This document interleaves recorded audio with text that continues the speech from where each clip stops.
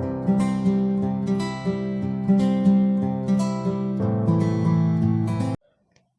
Hello guys, welcome back to my YouTube channel Versity maths.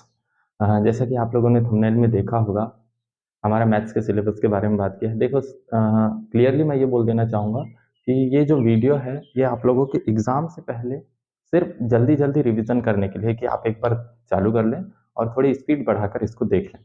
इसमें क्या होगा कि आपने जो भी सिलेबस में पढ़ा है वो सब कवर अप हो जाएगा इसमें, और जल्दी जल्दी कोई चीज़ अगर हमसे छूट गई है तो उसको हम लोग रिवीजन कर सकते हैं। इसमें मैंने कोई पर्टिकुलर क्वेश्चन को नहीं करवाया, क्योंकि ऑलरेडी मैंने अपने जो भी जितने भी चैप्टर्स के वीडियो अपलोड किया है उसमें पूरे जितने भी क्वेश्चन हैं वो सारे प्रीवियस ईयर के क्वेश्चन हैं या लेटेस्ट क्वेश्चन हैं, तो उनकी प्रोबेबिलिटी पूरी बनती है कि वो आएंगे इनमें से। तो आप उनको देखिए, 100% एक बार रिवीजन कर लीजिए, थोड़ी स्पीड बढ़ा के कर लीजिए, पर कर लीजिए, ठीक है। और इस वीडियो में भी मैंने कि आपके ऑब्जेक्टिव्स कैसे कवर हो सकते हैं उस पर ध्यान दिया है और उसी पे वीडियो बनाया है। तो ऑलमोस्ट जो भी इम्पोर्टेंट चैप्टर हैं, एक्सेप्ट कुछ कुछ चैप्टर्स हैं जो छूट गए थे, उनको छोड़ दिया गया है, पर मैंने वो चैप्टर्स को ज़्यादा कवर किया है जिनमें से ज़्यादा ऑब्जेक्टिव्स आते हैं। ओके, तो इस वीडियो को लास्ट तक देखिए। अरे भाई, कॉपी पेन लेके भी मत बैठिए, पर एक बार रिवीजन हो जाएगा इस वीडियो को देखने से आप लोगों का, पक्का 100% है ये, ठीक है। तो आप लोगों को क्या करना है, सिर्फ इसका थोड़ा स्पीड बढ़ाकर इस वीडियो को देखना है। ओके, तो चलो स्टार्ट करते हैं अपन लोग वीडियो को। ओके, इसमें सारे चैप्टर्स हैं। चलो अपन स्टार्ट करते हैं चैप्टर नंबर 3 से, जो कि चैप्टर नंबर 3 क्या है हमारा, pair of linear equation in two variables. ठीक है, pair of linear equation in two variables chapter number 3 है। देखो, रैंडमली हम लोग कोई भी चैप्टर यहाँ पर से सिलेक्ट करेंगे और उसके बारे में पूरा पेपर में ए से लेके जेड तक जो भी पूछ ले उस चैप्टर में अपन लोग उसकी बात करेंगे। ठीक है, सबसे पहले हम लोग स्टार्ट करते हैं चैप्टर नंबर 3 से। ठीक, चैप्टर नंबर 3, हमारा चैप्टर नंबर 3 क्या है, pair of linear equations in two variables. Basically हम लोग इसमें स्टडी करते हैं लीनियर इक्वेशन की, किसकी, लीनियर इक्वेशन की। अब बोला जाए कि what is linear equation, linear equation क्या है, तो लीनियर इक्वेशन का अगर हम लोग बात करें स्टैंडर्ड फॉर्म की, what is the standard form of the linear equation. ठीक है, तो एक एक से स्टार्ट करते हैं कि एक लीनियर इक्वेशन का अगर हमको स्टैंडर्ड फॉर्म पूछे, क्या पूछेगा, स्टैंडर्ड फॉर्म। तो बेटा लीनियर इक्वेशन का स्टैंडर्ड फॉर्म अगर बोले, सुनो दो चीज होती है यहाँ, कंफ्यूजन क्या होता है कि लीनियर इक्वेशन का स्टैंडर्ड फॉर्म पूछा है अगर नॉर्मली, तो तुम लोग क्या बोलोगे, ax प्लस बी। ठीक है, इसका क्या होगा, ax प्लस बी। ओके, और सपोज मान लो कि linear equation in two variables, अब इसमें क्या बोला है, linear equation in two variables. Soon low, linear equation in two variables अलग है और लीनियर इक्वेशन का बात अलग है। तो सुनो, अगर इसी जगह पर बोल दिया कि टू वेरिएबल्स, दो वेरिएबल के फॉर्म में इसका स्टैंडर्ड फॉर्म बताओ, तो क्या बताओगे, ax plus B Y plus C is equals to, अगर इक्वेशन बोला है तो क्या लिखोगे, is equals to 0।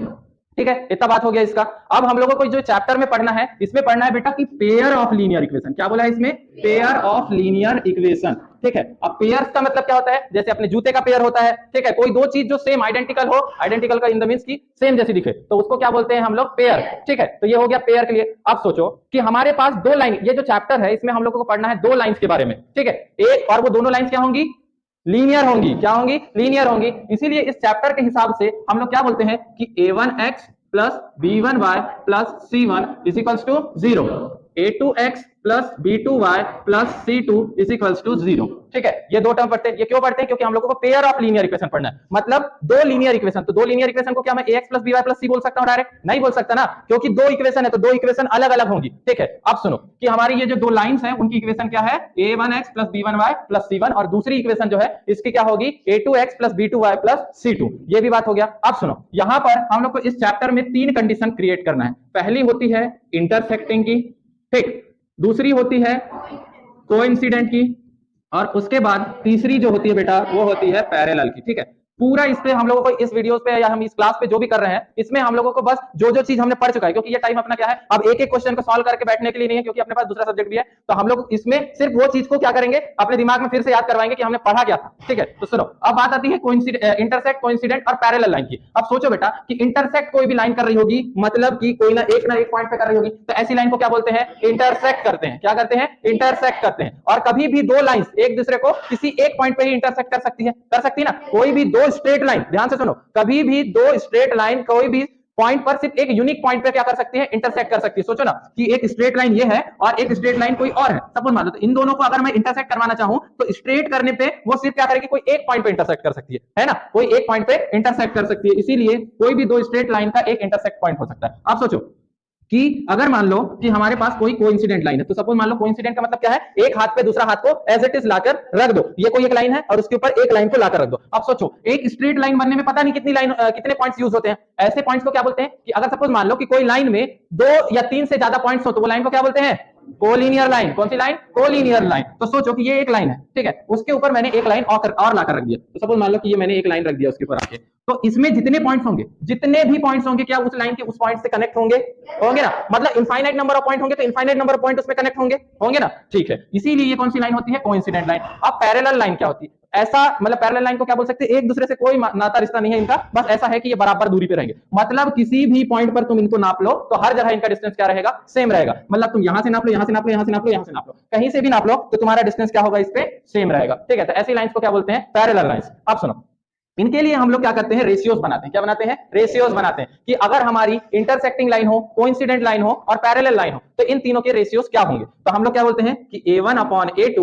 Is equals to b1 upon b2 is equals to c1 upon c2, ठीक है। ये जो है ऐसे रेशियोज होते हैं। अभी मैं बताया नहीं कि इंटरसेक्टिंग का क्या रेशियो। तो इंटरसेक्टिंग का रेशियो क्या होता है बेटा, कि तुम्हारा जो पहला रेशियो है वो क्या नहीं होना चाहिए, मिलना ही नहीं चाहिए। क्या नहीं होना चाहिए, मिलना नहीं चाहिए। इसका मतलब है कि इसको अगर छोड़ भी दो, अगर हम दो के बीच में कंपैरिजन करें तो पहला रेशियो और दूसरा रेशियो क्या होना चाहिए, डिफरेंट रहना चाहिए। अभी एक एग्जांपल भी लूंगा मैं इसका, ठीक है। क्योंकि पेपर में आजकल क्या बोलने लगा है, कोई भी एक इक्वेशन दे देगा, बोलेगा कि एक लाइन की इक्वेशन है और इसमें आप बताइए कि इसके लिए कोई एक एग्जांपल बताओ, तो हम एग्जांपल भी क्रिएट करेंगे। अब आता है कोइंसिडेंट लाइन, ठीक है। कोइंसिडेंट लाइन क्या होती है, तो कोइंसिडेंट लाइन की अगर हम लोग इक्वेशन की बात करें तो वो क्या होती है, a1 upon a2 is equals to b1 upon b2 is equals to c1 upon c2, okay. और ये जो है ये किसकी कंडीशन है, कोइंसिडेंट की कंडीशन है, ओके। ये कोइंसिडेंट हो गया। अब तीसरा जो होता है वो क्या होता है, a1 upon a2 is equals to b1 upon b2 not equals to c1 upon c2, c1 upon c2। ये पूरा रिवाइज होगा तुम्हारा आज, ठीक है। जो भी पढ़े सब आज रिवाइज कर डालेंगे। अब सोचो कि अगर कोई भी लाइन का, आप सोचो खुद ही, एक लाइन ये है, दूसरी लाइन ये है, डेंजर वाला सिंबल। तो एक बार बताओ, जिस भी, आप सपोज मान लो कि ये कोई एक लाइन है, याली एक लाइन है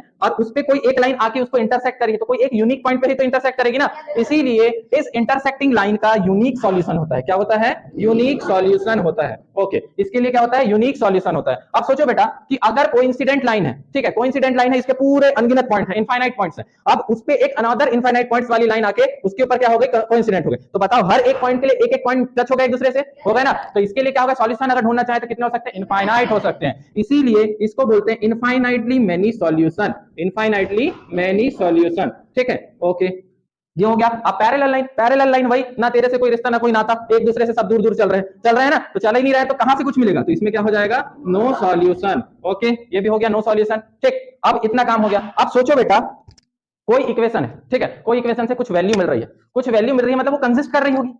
अगर कुछ वैल्यू नहीं दे तो वो क्या कंसिस्ट हो सकता है, क्या नहीं हो सकता, कंसिस्टेंट हो ही नहीं सकता। तो यहां पर दो चीज और पूछी जाती है, क्या कौन सी इक्वेशन कंसिस्टेंट है और कौन सी इक्वेशन इनकंसिस्टेंट है। तो आप लोग को ये दिमाग में रखना है कि कंसिस्टेंट वही इक्वेशन हो सकती है जिसमें हम लोगों को कोई ना कोई सॉल्यूशन मिलेगा, ठीक है। अगर सॉल्यूशन मिल ही नहीं रहा है तो कंसिस्टेंट हो ही नहीं सकती। अब सोचो क्या इसमें सॉल्यूशन मिल रहा है, इसलिए क्या होगी, कंसिस्टेंट होगी। क्या इसमें सॉल्यूशन मिल रहा है, ओके, ये भी कंसिस्टेंट होगी, ओके।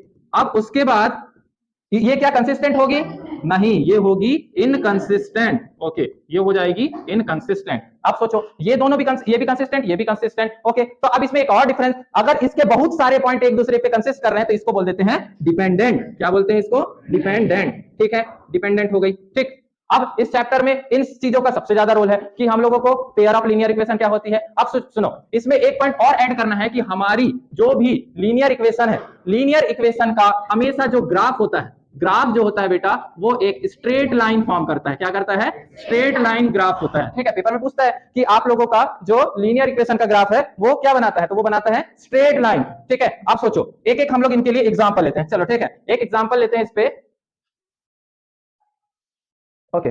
चलो एग्जांपल लेते हैं इसके लिए। अगर आप लोगों को बोले कि आपकी जो इंटरसेक्टिंग लाइन की कंडीशन है, देखो आजकल एग्जामिनर भी बहुत चालू हो गए हैं, तो अपन उन लोग क्या करते हैं, डायरेक्ट इंटरसेक्ट कंडीशन का आपको एग्जांपल बताओ, या ऐसा नहीं बोलेंगे, तुम लोगों को रेशियोज दे देंगे और मतलब या कुछ भी पूछ सकते हैं। ये जो मैंने पॉइंट लिखा ना, इंटरसेक्टिंग, रेशियोज, उसके सॉल्यूशन और कंसिस्टेंट, इनमें से कुछ भी चीज पूछ लेगा और बोलेगा कि इनका एग्जांपल बताओ। तो हमको एग्जांपल आना चाहिए कि अब ये देखो कि a1/a2 और b1/b2 एक दूसरे से मैच नहीं कर रहे हैं, ठीक है। तो मैंने कोई एक इक्वेशन लिया, सपोज मान लो कि हम लोग बोलते हैं कि x, सपोज मान लो 3x है plus 2y is equals to, मैंने क्या ले लिया 0, ठीक है। दूसरी इक्वेशन ले लिया 4x plus 9y is equals to 0। अब सुनो, ये a1 है यहाँ पर 3 और a2 b1 क्या है 2 और a2 क्या है यहाँ पे 4 और ये क्या है 9। तो अगर तुम इसको साइड में देखो, अगर इसको देखोगे तो 3/4 और ये 2/9 क्या एक दूसरे के इक्वल है? नहीं है, तो ये खत्म और ये इसके लिए एक एग्जांपल बन गया, ठीक। अब अगर इसका मैं एग्जांपल देख लूं बेटा, तो इसका एग्जांपल में क्या होना चाहिए, सब कुछ इक्वल। तो एक काम करते हैं, अपन लोग बोलते हैं x प्लस 2y प्लस 3, ठीक है, ax plus by plus c, ठीक है। एक इक्वेशन ये हो गई इक्वल 0। और सपोज मान लो दूसरी इक्वेशन मैंने लिया 2x plus 4y plus 6 is equals to 0, ठीक। अब क्या होगा, यहां से हम रेशियो निकालते हैं, तो इसके सामने कुछ नहीं है, मतलब 1/2, इसके इज इक्वल्स टू क्या है 2/4 और ये हो गया 3/6। आधे तो इसको देखते ही साथ क्या करते हैं कि ये दोनों इक्वल है कि अनइक्वल है करके इसको समझते नहीं, पर कई लोगों को ये भी सोचना है कि 2 1 जा 2, 2 2 जा 4, तो ये भी 1/2 बन गया। उसके बाद 3 1 जा 3 और 3 2 जा 6, ओके। तो यहां पर तुम लोग देखो, तो अगर बात करें, इधर ध्यान दो, तो ये क्या हो जाएगा, ये भी 1/2 बन गया, ये भी 1/2 बन गया और ये भी क्या बन गया 1/2, ओके। इसका भी एग्जांपल हो गया। अब एक देख लेते हैं इनकंसिस्टेंट का। तो इनकंसिस्टेंट में क्या होना चाहिए कि लास्ट का रेशियो नहीं मिलना चाहिए। तो चलो इसके लिए भी एक एग्जांपल तैयार कर लेते हैं। तो इसका एग्जांपल क्या होगा, सपोज मान लो कि मैंने बोला यही वाली इक्वेशन को x प्लस 2y प्लस 3, ठीक, और 2x प्लस 4y। अब इसको डिफरेंट करना है, मैच नहीं करना चाहिए, तो इसको क्या बना देता हूँ 5 बना देता हूँ, ठीक है। तो इधर का अगर सिर्फ इसका रेशियो चेक करो, तो ये क्या है 2/4 और ये क्या है 3/5, क्या मैच कर रहे हैं?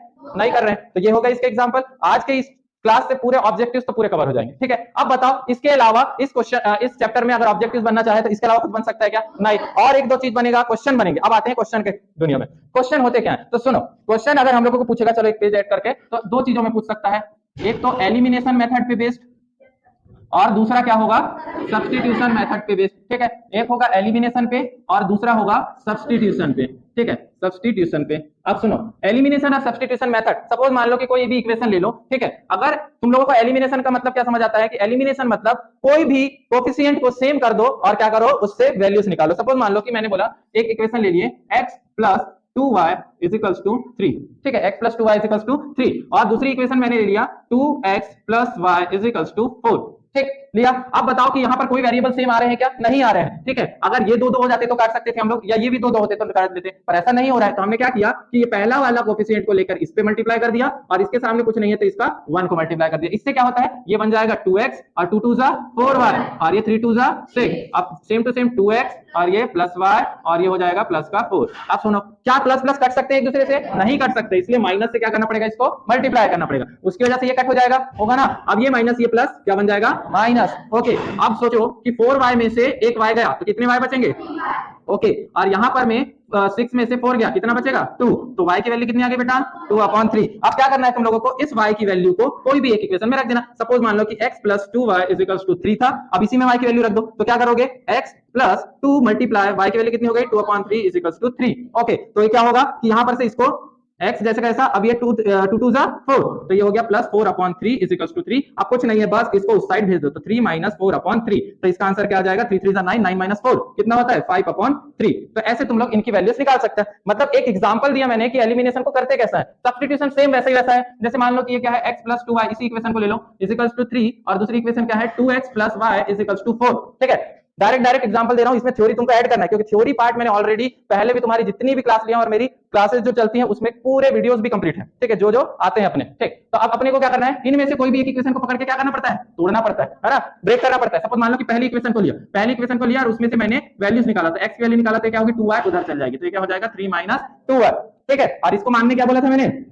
Equation number 3, okay. Equation number 3, अब इसी x की वैल्यू को जिसमें तोड़े हैं उसी में मत रखना, दूसरी इक्वेशन में रखो। कौन सी वाली इक्वेशन में, इस पे रखे, ठीक है। और इस पे रखने के बाद कुछ वैल्यूज मिलेंगी और उसी से तुमको y और x इस तरीके से मिलेगा, ठीक है। फटाफट रिवीजन चल रहा है, इस टाइम पे एक एक चीजें नहीं करवा सकते, तो ये याद रखना है कि तुम लोगों को इस चैप्टर में से सब्स्टिट्यूशन और एलिमिनेशन का करना है। एक ना एक तो आएगा, सब्स्टिट्यूशन से करो या एलिमिनेशन। और जब कुछ नाम ना दे तो अपने को कौन सी मेथड लगाना है, एलिमिनेशन लगाना है। एलिमिनेशन में ज्यादा टफ नहीं होता, क्या होता है कि अपने को उस पे ये सोचना पड़ता है कि वेरिएबल से कोफिशिएंट सेम हो जाए। ओके, अब इसके बाद क्वेश्चन आते हैं एज बेस्ड वाले, है ना। एज बेस्ड वाले क्वेश्चन आते हैं कि इसकी एज उससे इतनी ज्यादा थी, इतनी ज्यादा थी, ऐसा। तो हमेशा तुम लोगों को इसके लिए भी मैंने करवा के रखा हूं कि हमेशा किसी भी चीज को क्या लेकर चलना है, प्रेजेंट का पी, ठीक है। जैसे बोलते हैं ना, एक आफ्ताब वाला क्वेश्चन था पहले कि आफ्ताब का पिता उससे 7 साल पहले, 7 साल पहले, सपोज मान लो कि कोई भी दो लोग है, ये एक्स है और ये वाई है। एक्स क्या है, पापा है, और ये वाई उसका बेटा है, ठीक है। तो वो बोलता है अपने बेटे से कि 7 साल पहले, तो जैसे ही उसने 7 साल पहले बोला तो मैंने बोला था कि इसको 7 साल पहले लेकर जाओ। लेकर गए, 7 साल पहले लेकर गए। तो एक बात बताओ बेटा कि आज मैं और मेरे साथ कोई एक बच्चा है, ये अगर 20 साल के हैं और वो 15 साल का है, सपोज मान लो, इतना बड़ा तो नहीं हो सकता बच्चा, 5 साल का होगा सपोज मान लो। मैंने बोला कि आज से 5 साल, आज से 3 साल पहले, तो 3 साल पहले बोलूंगा तो मैं 20 साल का हूं, तो 17 में चले जाऊंगा, तो बच्चा कितने में चले जाएगा, 2 साल में चले जाएगा, चले जाएगा। तो भाई जब इनमें पीछे जाने की बात करते हैं कि आज से 7 साल पहले, तो इन दोनों को पहुंचाओ ना, तो ये भी पहुंच गया 7 साल पहले और ये भी पहुंच गया 7 साल पहले, ठीक है। तो ये भी पहुंच गया 7 साल पहले। अब जो कंडीशन बोला है वो लगा दो कि ये उससे 3 गुना ज्यादा था या उससे 4 गुना ज्यादा था। तो एक बात सोचो, पापा ही बड़ा हो सकता है, बेटा बड़ा हो सकता है क्या, नहीं हो सकता। तो अगर पापा उससे 5 साल बड़े थे, 5 टाइम बड़े हैं, तो भाई 5 किस साइड लगाओगे, बेटे के साइड लगाओगे, बाप के साइड लगा दोगे, फादर के साइड लगा लो या मदर के साइड लगा दोगे, तो वो तो बेटा बाप से बड़ा हो गया, ठीक है। ऐसा नहीं हो सकता। इसीलिए कभी भी कोई भी टाइमिंग बोले कि ये इससे 3 गुना ज्यादा है, 2 गुना ज्यादा है, तो वो लगाया जाता है छोटे नंबर की तरफ, ठीक है। तभी तो वो उसके मल्टीपल में आएगा, ठीक है। समझ गए ना, ऐसे वाले क्वेश्चन आएंगे, एज बेस्ड वाले क्वेश्चन, मेथड ऑफ इक्वेशन वाले क्वेश्चन। अब एक और टाइप आता है इसमें, ठीक है। जैसे बोलता है कि आप कहीं गए दुकान पे, बोलता है कि आपने बैट एंड बॉल खरीदा, ठीक है, 6 बैट खरीदा और 6 बॉल खरीदा। इनका प्राइस सपोज मान लो कि कुछ होगा 4,000 रुपए, ठीक है। 6 बैट और 5 बॉल खरीदने का प्राइस कितना है, 4,000 रुपए। और एक दूसरी दुकान पर लेकर जाकर खरीदे तो उस पे क्या होगा, कुछ और प्राइस होगा। मतलब सपोज मान लो कि और दूसरी दुकान से हमने 5 बैट और 3 बॉल लाया, ऐसा कोई भी क्वेश्चन है। तो भाई जब भी ऐसा क्वेश्चन आए तो तुम लोगों को सबसे पहला काम है, अगर उसकी कॉस्ट पूछे तो कॉस्ट ऑफ द बैट और कॉस्ट ऑफ द बॉल लिखो। अगर नंबर्स बोले तो number of bats and number of balls. और कभी भी कुछ चीज पता नहीं रहता, जो हमारे पास नहीं है वो क्या होती है, एक्स होती है। एक्स मतलब होता है, ठीक है, कि एक्स और वाई होता है, ठीक है। सपोज मान लो कि बैट नहीं है तो एक्स, बॉल नहीं है तो वाई, ठीक है। तो कुछ मानने के लिए क्या बोलते हैं कि वो एक्स है और वो क्या है, वाई, ठीक है। तो कोई भी चीज को सबसे पहले एज्यूम किया करो कि बैट है तो उसको क्या मान लिया हमने, एक्स, और उसके बाद बॉल है तो उसको क्या बोलेंगे, वाई। तो इससे क्या होगा कि तुम लोगों को इक्वेशन बनाने में इजी होगा। मैंने बोला कि 6 बैट, तो 6 बैट, एक्स क्या है यहाँ पे, बैट, 5 बॉल, ओके, और उसके बाद इनका प्राइस 3,900 रुपीज है। फिर अगली कंडीशन में बोलेगा कि 6 बैट और 2 बॉल और इसका प्राइस है 1,500, ऐसा कुछ बोलेगा। भाई इतना सा काम करना है, इसके बाद लगाना क्या है, एलिमिनेशन ही लगाना है, खत्म, ओके। इससे ज्यादा कुछ पूछ सकता है क्या, नहीं पूछेगा। पूछेगा तो जो क्वेश्चन हम लोगों ने कर चुके हैं उसी में पूछ सकता है। जैसे पूछता है कि हाँ, एक चीज और याद रखो कि सप्लीमेंट्री एंगल और कॉम्प्लीमेंट्री एंगल, सप्लीमेंट्री और दूसरा होता है कॉम्प्लीमेंट्री, इससे भी एक क्वेश्चन आता है इससे। तो supplementary angle and complementary angle क्या है, इसको याद करने का मैंने बहुत अच्छा तरीका बताया हूं, ठीक है। क्या याद करने का बताया हूं कि जो सी लेटर है वो क्या होता है, पहले आता है, और एस लेटर जो होता है वो क्या आता है, बाद में। तो 2 एंगल होते हैं, एक होता है 90 डिग्री और एक होता है 180 डिग्री। तो पहला कौन सा आता है, 90 डिग्री, इसलिए कॉम्प्लीमेंट्री कितना डिग्री का होता है, और सप्लीमेंट्री कितने डिग्री का होता है, ओके। इससे ज्यादा इस चैप्टर में कुछ नहीं है, ठीक। तो फाइनली हम लोगों ने ये चैप्टर खत्म कर दिया, ठीक। अब ये दिमाग में तुम्हारे रहेगा और जब भी पढ़ोगे तो तुम लोगों को इसी में से आएगा, ठीक है। एज बेस्ड वाले क्वेश्चन कैसे करना है बता दिया मैंने, ठीक। देखो यहाँ पर एक एक क्वेश्चन करवाने के लिए नहीं है क्लास, ठीक, पूरा चैप्टर का दिमाग में, क्योंकि हमने साल भर 6 महीने 5 महीने पहले पढ़े, क्योंकि उसके बाद तो बुक खुलती नहीं है, ठीक। तो उसी के लिए हम लोग इसको कर रहे हैं। तो हमारा फाइनली ये चैप्टर हुआ खत्म, ठीक है। और एक इससे मोस्ट इंपॉर्टेंट चैप्टर लेते हैं जिसको बोलते हैं क्या, क्वाड्रेटिक इक्वेशन। कौन सा, क्वाड्रेटिक इक्वेशन, जो चैप्टर नंबर क्या है तुम्हारा, 4th, ठीक है, क्वाड्रेटिक इक्वेशन, ठीक है। अब बेटा क्वाड्रेटिक इक्वेशन में क्या है, ठीक है, व्हाट इज क्वाड्रेटिक इक्वेशन। तो क्वाड्रेटिक इक्वेशन का मतलब क्या होता है, जो जिसकी highest power of the variable is 2, है ना, कि कोई भी वेरिएबल की अगर हाईएस्ट पावर 2 है तो वो क्या होगी, एक क्वाड्रेटिक इक्वेशन होगी। इसका मतलब मैं बोल दूं कि अगर हम इसका जनरल फॉर्म या स्टैंडर्ड फॉर्म की बात करें, ठीक है, क्वाड्रेटिक इक्वेशन का स्टैंडर्ड फॉर्म की बात कर लो, तो स्टैंडर्ड फॉर्म क्या होता है बेटा इसका, इधर ध्यान दो, ax square plus bx plus c is equals to 0, ठीक है, ओके। कोई भी क्वाड्रेटिक इक्वेशन का स्टैंडर्ड फॉर्म पूछा जाए तो वो क्या होता है, ax square plus bx plus c, ठीक है, ओके। यहाँ पर a, b और c आप लोगों के क्या है, कोफिशिएंट है, जो क्या होते हैं, चेंजेबल होते हैं। क्या होते हैं, चेंजेबल, ठीक है। कि क्वाड्रेटिक इक्वेशन के कोफिशिएंट तो चेंज हो सकते हैं, वेरिएबल्स चेंज नहीं हो सकते। सपोज मान लो कि तुमसे कोई एग्जांपल पूछ लिया मैंने कि क्या ये 5x प्लस 3x स्क्वायर ये क्या क्वाड्रेटिक इक्वेशन है, तो तुम लोग क्या बोलोगे, हाँ ये क्वाड्रेटिक इक्वेशन है, ठीक है। अगर मैंने बोला तुमसे कि 3 रूट 5x² क्या ये क्वाड्रेटिक इक्वेशन है? हाँ, क्योंकि highest power of the variable is 2 and 2 denote it is quadratic equation. Okay, 2 denote करता है कि ये क्वाड्रेटिक इक्वेशन। ठीक है, अब सुनो, ये तो एग्जांपल ज्यादा नहीं पूछता है। ठीक है, क्वाड्रेटिक इक्वेशन में जो सबसे ज्यादा पूछता है वो पूछता है कि चेक कि ये क्वाड्रेटिक इक्वेशन है कि नहीं, है ना, यही देता है ना। जैसे मान लेगा चेक करो, बोलेगा कि सपोज मान लो check the following is quadratic equation or not. क्या बोलेगा? Check the following equation quadratic equation or not. ठीक है, कोई भी एक इक्वेशन दिया, सपोज मान लो कि मैंने एक एग्जांपल लिया, मैंने बोला x प्लस 1 का whole square plus 3 is equals to x की पावर 2 प्लस 4, ऐसे करके एक क्वेश्चन दिया। मैंने बोला इसको बताओ कि ये क्वाड्रेटिक इक्वेशन है या नहीं, तो यस या नो में लिखना पड़ता है पेपर में। ठीक है, तो क्या करोगे बेटा, सबसे पहले तो यहां लगाओगे कौन सी प्रॉपर्टी, a प्लस बी का होल स्क्वायर वाली प्रॉपर्टी। a प्लस बी का होल स्क्वायर वाली प्रॉपर्टी क्या बोलोगे कि एक्स स्क्वायर मतलब a का स्क्वायर प्लस b का स्क्वायर मतलब 1 का स्क्वायर प्लस 2ab, तो 2 और उसके बाद ab का x और ये प्लस का 3 is equals to 2x square plus 4। Okay, अब सुनो, यहां पर 1 प्लस 3 कितना हो गया, तो x square plus 2x plus 4 और is equals to 2x square plus का 4। अब सुनो, यहां पर देखो बेटा, तो ये 2x स्क्वायर है और एक x स्क्वायर है। ठीक है, अगर मैं इसको इस साइड बुलाया तो x स्क्वायर माइनस का 2x square plus 2x plus 4 और ये भी प्लस को 4 को बुलाया तो माइनस का 4। ठीक है, अब बताओ ये प्लस 4 माइनस 4 कट होगा। अब बताओ कि ये x स्क्वायर में से 2x स्क्वायर गया तो कितने x स्क्वायर बचेंगे, माइनस का x स्क्वायर प्लस 2x। अब ये बताओ कि क्या ये क्वाड्रेटिक इक्वेशन है? माइनस में है तो होगी, क्यों नहीं होगी, पावर थोड़ी ना माइनस में। ठीक है, तो क्या ये क्वाड्रेटिक इक्वेशन होगी, तो आप आंसर लिख के आएंगे यस, पर ये क्वेश्चन नहीं आएगा, दूसरा आएगा। ठीक है, तुम्हारा यस नहीं लिखना। ठीक, तो आप लोगों को ऐसे चेक करना है कि हमारी क्वाड्रेटिक इक्वेशन है या नहीं है। पहला पॉइंट ये होता है। अब उसके बाद जो इसमें सबसे इंपॉर्टेंट पॉइंट होता है वो बोलते हैं डिस्क्रिमिनेंट का। क्या होता है इसमें? डिस्क्रिमिनेंट। ठीक, कि हम लोगों को डिस्क्रिमिनेंट कैसे चेक करें। ठीक है, तो व्हाट इज डिस्क्रिमिनेंट? डिस्क्रिमिनेंट क्या होता है?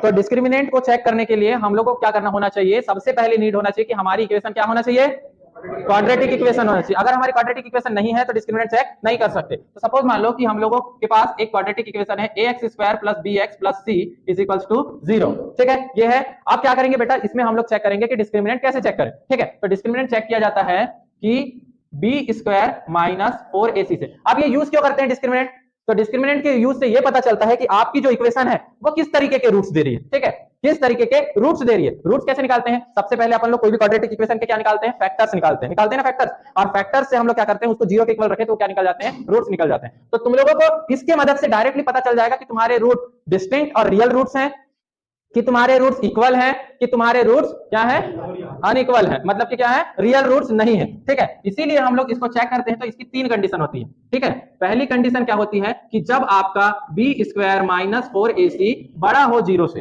ठीक है, अगर आपका डिस्क्रिमिनेंट 0 से बड़ा है तो इस कंडीशन में आपको कैसे रूट्स मिलेंगे, 2 डिस्टिंक्ट रियल रूट्स। क्या मिलते हैं, 2 डिस्टिंक्ट रियल रूट्स। इसका मतलब है कि आप लोगों को रूट्स अलग अलग मिलेंगे और उसके साथ साथ क्या होंगे, रियल भी होंगे। ठीक, अब दूसरा कंडीशन ये है कि ये बोला है कि b स्क्वायर माइनस 4ac जो है वो 0 के इक्वल हो जाए, तब क्या होता है, ठीक है, 2 इक्वल रियल रूट्स क्या मिलते हैं इसमें, 2 इक्वल रियल रूट्स मिलते हैं।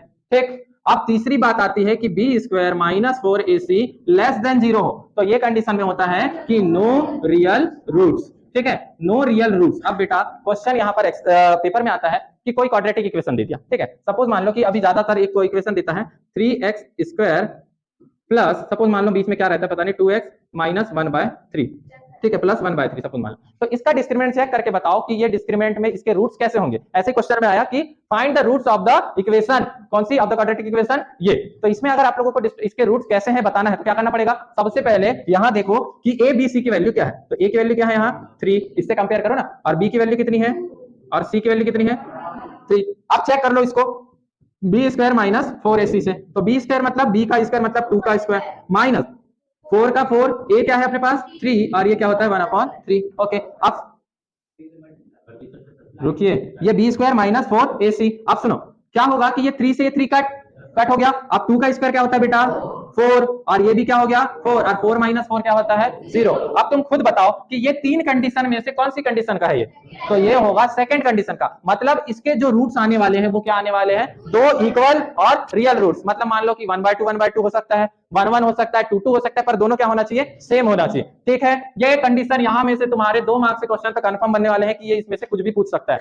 ये एक पूछेगा ही 2 मार्क्स में, ठीक, और इनमें से कोई भी कंडीशन को तुमको पूछ सकता है, तो इसके लिए तैयार रहना। ठीक, डिस्क्रिमिनेंट की कंडीशन क्लियर हो गई। ठीक है, अब इसमें और क्या पूछ सकता है डिस्क्रिमिनेंट के बाद? अब इसमें कुछ कुछ वर्ड यूज होते हैं। ठीक है, कुछ कुछ वर्ड यूज होते हैं, तो उनके बारे में याद रख लेना कि एक्सीड मतलब क्या होता है। तो एक्सीड का मतलब होता है ज्यादा। क्या होता है? ज्यादा। ठीक है, कई क्वेश्चन में देखना एक्सीड, ये वाला एंगल उससे इतना ज्यादा है, एक्सीड बोलता है ना, तो उसका मतलब समझ लेना एक्सीड। बिकम, बिकम मतलब क्या होता है? तो बिकम मतलब होता है, सपोज मान लो कि हम मैथ्स की लैंग्वेज में बोले तो बिकम का मतलब होता है आंसर। यहाँ पे कैसा कि कोई भी फ्रैक्शन है, ठीक है, कोई फ्रैक्शन है, उसके डिनोमिनेटर में हमने इतना ऐड किया, +1 ऐड किया, और डिनोमिनेटर से +1 माइनस किया, सॉरी 1 माइनस किया, तो हमारा जो फ्रैक्शन है, अब फ्रैक्शन बिकम बोलता है। तो बिकम का मतलब है, सपोज मान लो कि मैंने बोला एक हमारे पास ये क्या है, फ्रैक्शन है, बोला क्वेश्चन में अ फ्रैक्शन बिकम 1/2, तो बिकम बोल रहा है मतलब कि वो आंसर दे रहा है। ठीक है, कि अ फ्रैक्शन बिकम 1/2 कब हो रहा है? इफ वहां बोलता है कि हमारा फ्रैक्शन 1/2 कब होगा, जब हम न्यूमरेटर में 1 ऐड कर दे और डिनोमिनेटर से 1 माइनस कर दे, तो हमारी कंडीशन एक ऐसी बनती है। तो वहां पर पढ़ने के बाद समझ आना चाहिए कि जब भी बिकम बोले तो तुम लोग को क्या रखना है कि वो इक्वल के बाद की वैल्यू है। ठीक है, और बोलेगा रिड्यूसेस, रिड्यूसेस भी एक वर्ड होता है। ठीक है, तो वो भी किधर लगता है? इक्वल के बाद लगता है। फ्रिक्शन का बिकम हो, रिड्यूसेस हो, जो भी बोले उसके बाद वाला वैल्यू वो हमेशा किसके इक्वल में रखना है? इक्वल, सॉरी इक्वल के इक्वल में रखना है, इक्वल के उस साइड पे रखना है। अब इधर जो कंडीशन बोली वो लिख दो कि न्यूमरेटर को जैसा कैसा रखो और डिनोमिनेटर से क्या कर दो, +1 कर दो। ठीक है, ये भी हो गया। और हाँ, श्रीधराचार्य मेथड। ठीक है, जो जो मेथड तुम लोग को याद आए वो भी बताते रहिए। ठीक है, अब सुनो, इस पे एक आता है श्रीधरा, कहाँ गई श्रीधरा? ठीक है, तो ये आता है श्रीधराचार्य मेथड। अब आधे बच्चों को तो यही नहीं पता है कि, सही लिखा ना, श्रीधराचार्य, ओके, मेथड। अब श्रीधराचार्य जी कौन है? तो श्रीधराचार्य जी ने एक फॉर्मूला दिया था जिसको बोलते हैं क्वाड्रेटिक फॉर्मूला। क्वाड्रेटिक फॉर्मूला, ठीक है, तो क्वाड्रेटिक फॉर्मूला ये होता है बेटा, ये निकालने के, किस चीज के निकालने के काम आता है? जीरोस निकालने, रूट्स निकालने के काम आता है। तो इसीलिए इसका फॉर्मूला देके गए हैं उन्होंने कि -b plus minus √b² - 4ac upon 2a। और देखो यही तो है डिस्क्रिमिनेंट, है ना, डिस्क्रिमिनेंट, तो यही बता देता है कि तुम्हारे रूट्स क्या निकलने वाले। समझ गए? श्रीधराचार्य मेथड लगाना है बस। और किसी किसी क्वेश्चन में क्या निकालने बोलता है कि find the value of k। ठीक है, तो वो भी इन्हीं सब चीजों से निकाला जाता है। डिस्क्रिमिनेंट एक ऐसी चीज है कि ये पूरा चैप्टर को कवर करती है। ठीक है, बोल देगा कि कोई इक्वेशन में k की वैल्यू फाइंड करो। ठीक है, कोई कोई इक्वेशन देती है ना, जैसे बोलती है x² - kx + 3, सपोज मान लो ऐसी कोई इक्वेशन, यहाँ पर k की वैल्यू क्या होगी बताओ? तो क्या करोगे कि b² - 4ac लगाओ। अब बताओ यहाँ पर a की वैल्यू क्या है? 1, b की वैल्यू कितनी है? -k, और c की वैल्यू कितनी है? 3। तो यहाँ पे रखो ना भैया, b का वैल्यू क्या है? k, तो -k का स्क्वायर माइनस अब 4 का 4, और a की वैल्यू कितनी है? 1, और c की वैल्यू 3। अब देखो k का स्क्वायर k स्क्वायर, ठीक है, अब ये -4 3 12, तो भाई यहाँ पर से अपन लोग ने क्या किए कि k² और इसको माइनस को उधर भेज दिए तो प्लस का 12। ठीक है, और k की वैल्यू √12, और √12 को ऐसा लिख लेंगे। समझ आ गया? इसको लिख सकते हैं 2 2 4 2√3। ठीक है, समझ आया? ओके, इससे ज्यादा कुछ नहीं पूछेगा इसमें। क्वेश्चन की प्रैक्टिस तो करना है। मैं बताया ना कि इस क्लास में हम लोग सिर्फ ये देख रहे हैं कि हमने पूरा क्या पढ़ा है और पूरा का निचोड़, और इससे ज्यादा पूछेगा क्या यार? हर क्वेश्चन में डिस्क्रिमिनेंट चेक करना है हम लोग को। Okay, complete. ठीक, कोई डाउट नहीं? कोई टॉपिक छूटा? नहीं छूटा। अब हम लोग आ जाते हैं इसके बाद दूसरे चैप्टर पे, जिसको बोलते हैं चैप्टर नंबर। अब इसके बाद थोड़ा सा एक चैप्टर है जिसको थोड़ा डिफिकल्ट बोलते हो तुम लोग, ट्रायंगल और सर्कल, जिसको मैंने इससे पहले की क्लास में समझाया। एक बार रिवाइज करवा रहा हूं, देख लेना तुम लोग। ठीक है, ओके, तो नेक्स्ट चैप्टर आता है हम लोग का सर्कल, और आधे लोगों की फटती इस पे ही है। ठीक है, कि सर्कल के क्वेश्चन करेंगे कैसे। ठीक है, पिछले बार की क्लास जो अपन लोग ने क्लास में लिया था तो उसपे मैंने 1-2 थ्योरम को होल्ड कर दिया था, नहीं बताया था, तो आज हम लोग उस थ्योरम को भी देख लेंगे। ठीक है, ठीक, सुनो, एकदम बेसिक से स्टार्ट करते हैं। What is circle? ठीक है, सर्कल का मतलब क्या होता है कि सर्कल विदाउट सेंटर पॉसिबल नहीं है। ठीक है, कि एक सर्कल को बनाना है हम लोगों को, तो उसमें हम लोगों को पता रहना चाहिए कि उसका सेंटर क्या है। अब सेंटर बनता कैसे, सॉरी सर्कल बनता कैसे बेटा? तो सर्कल फुल्ली डिपेंड करता है उसकी रेडियस पे। ठीक है, जैसे मैंने बोला कि तुम इस हाथ पे पेन पकड़ो, अब तुम्हारा हाथ तो पूरा 360 डिग्री ऐसे करके घूमेगा नहीं, पर एक बात बताओ, अगर मैंने बोला कि इससे ऐसे हाथ पकड़ो और ऐसे करके यहां तक, कम से कम सेमी सर्कल तो बनाओ, बनाएंगे? सेमी सर्कल बनाने में एक बात बताओ बेटा कि जितना डिस्टेंस इस पॉइंट से था, क्या उतना ही डिस्टेंस इस पॉइंट पे नहीं होगा? होगा ना। तो रेडियस ये बताता है कि आपके सर्कल में, सपोज मान लो कि मैंने एक सर्कल लिया, ठीक, जैसे ये सर्कल लिया, तो रेडियस ये बताएगा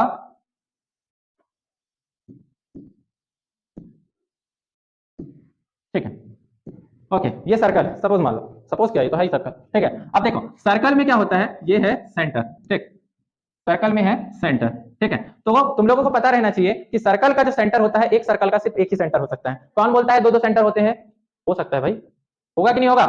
नहीं होगा, पॉसिबल ही नहीं है, ठीक है। तो सुनो, एक सर्कल का एक ही सेंटर हो सकता है, और सर्कल डिपेंड करता है उसकी रेडियस पे, ठीक है। रेडियस पे कैसे डिपेंड करता है कि अगर सर्कल की रेडियस जितनी बड़ी होगी सर्कल उतना बड़ा होगा, ठीक है। अगर मान लो कि मैंने 5 सेंटीमीटर की रेडियस से कोई सर्कल खींच रहा है, तो बेटा हर पॉइंट पर सेंटर से डिस्टेंस क्या होता है? सेम होता है। क्या होता है? सेम होता है। इसलिए सर्कल का हर पॉइंट का डिस्टेंस सेम होता है, और उसी को क्या बोलते हैं हम लोग? रेडियस बोलते हैं, ठीक है। तो रेडियस समझ आ गया। अब उसके बाद दूसरी पॉइंट पे आते हैं जिसको बोलते हैं हम लोग कॉर्ड, ठीक है, या फिर क्या बोलते हो तुम लोग? सेकंड। क्या होता है? सेकंड। अगर कोई भी लाइन हमने लिया और उसको कोई 2 पॉइंट से अपने सर्कल से इंटरसेक्ट करके निकलवाया, ठीक है। अगर हमारे सर्कल से किसी भी 2 पॉइंट से कोई एक लाइन निकले, तो उसको बोलते हैं क्या? क्या बोलते हैं? कॉर्ड ऑफ द सर्कल, ठीक है। क्या ये इसके लिए कॉर्ड है, और इसी को बोलते हैं बेटा सेकंड। क्या बोलते हैं इसको? सेकंड, ठीक है। तो कोई भी सर्कल में ये पक्का एक क्वेश्चन आता है कि आपके सर्कल में कोई 2 पॉइंट पर कोई एक लाइन टच करके इंटरसेक्ट करके जाए, तो उस लाइन को क्या बोलते हैं? तो क्या होता है? सेकंड होता है, या फिर कॉर्ड होता है, ठीक है। सेकंड या कॉर्ड, समझ आया? और इसमें क्या बोल सकते हैं? सेकंड कहीं से भी जा सकती है। अब सुनो, हमारे सर्कल में अगर मैं बात करूं कॉर्ड की, तो क्या कॉर्ड सेंटर से होकर जा सकती है? जा सकती है। सपोज मान लो कि मैंने बोला ये कॉर्ड है, ठीक है, ये सेंटर से जा रही है, तो ये क्या कॉर्ड कहलाएगी? कहलाएगी, ठीक है। पर ये क्या कहलाएगी? डायामीटर का नाम ले लेगी, क्योंकि आप लोगों को पता है कि अगर हमने कोई एक सर्कल बनाया है, ठीक है, ये कोई एक सर्कल बनाया है, तो इसके सेंटर से लेकर इसके सर्कमफेरेंस मतलब इसकी बाउंड्री तक का जो डिस्टेंस होता है उसको क्या बोलते हैं? रेडियस बोलते हैं। इसको रेडियस बोलते हैं। और रेडियस का डबल ही क्या होता है आप लोगों का? डायामीटर होता है। मतलब ये रेडियस है, ये रेडियस है, इसलिए बोलते हैं कि डायामीटर जो होता है रेडियस का डबल होता है, या रेडियस जो होता है डायामीटर का आधा होता है, ठीक है। ओके, आधों को नींद आ रही होगी, आधों को कुछ हो रहा होगा, तो ये तुम्हारे साथ खिलवाड़ हो रहा है, क्योंकि तुमको जब ये भी नहीं आएगा तब पेपर में समझ आएगा कि क्या करना है, ठीक है। इसलिए थोड़ा सा फोकस्ड होकर रहो। दिन में रात में सोए हो कि कहीं मजदूरी में गए थे? नहीं गए हो ना? हाँ, तो इधर ध्यान दो, पानी पीते जाओ और देखते जाओ, क्लास तो बड़ी होगी, ठीक है। अब सुनो, इन्हीं में से जब पॉइंट उठ के आ जाएंगे ना, तो तुम्हारी सब बाल मजदूरी निकल जाएगी, ठीक है। मोबाइल में जो रात भर चलाते हो तुम लोग, ठीक है। ओके, अब ये हो गया, डायमीटर हो गया, रेडियस हो गया, कॉर्ड क्या हो गया, समझ आ गया, ठीक है। अब उसके बाद जो इस चैप्टर में सबसे इंपॉर्टेंट है, सर्कल चैप्टर में सबसे इंपॉर्टेंट जो है बेटा, वो है क्या? ये इसको तो सेकंड बता दिया, इसको कॉर्ड बता दिया। हाँ, अब एक बात याद रखो कि इसमें लॉन्गेस्ट कॉर्ड पूछता है। क्या पूछा जाए? Longest chord of the circle. तो longest chord of the circle is diameter, ठीक है। लॉन्गेस्ट कॉर्ड जो होती है सर्कल की, वो होती है एक डायामीटर, ठीक है। ठीक, इतना समझ गए? डायमीटर का हो गया। अब बात करते हैं हम लोग इसके में इसकी टेंजेंट्स की। किसकी? टेंजेंट की। तो सुनो, टेंजेंट का मतलब क्या होता है? तो टेंजेंट हम लोग तो जानते हैं इसमें क्या मतलब। टेंजेंट का मतलब होता है जो सर्कल के एक पॉइंट पर टच करके जाए लाइन, उसको क्या बोला जाता है? टेंजेंट बोला जाता है। एक अलग से डायग्राम लेते हैं। सपोज मान लो एक फिगर लिया हम लोगों ने सर्कल का, इसके क्योंकि अपन लोग थ्योरम्स के बारे में बात करेंगे, ठीक। ये एक सर्कल, ठीक। अब इस सर्कल पे सपोज मान लो कि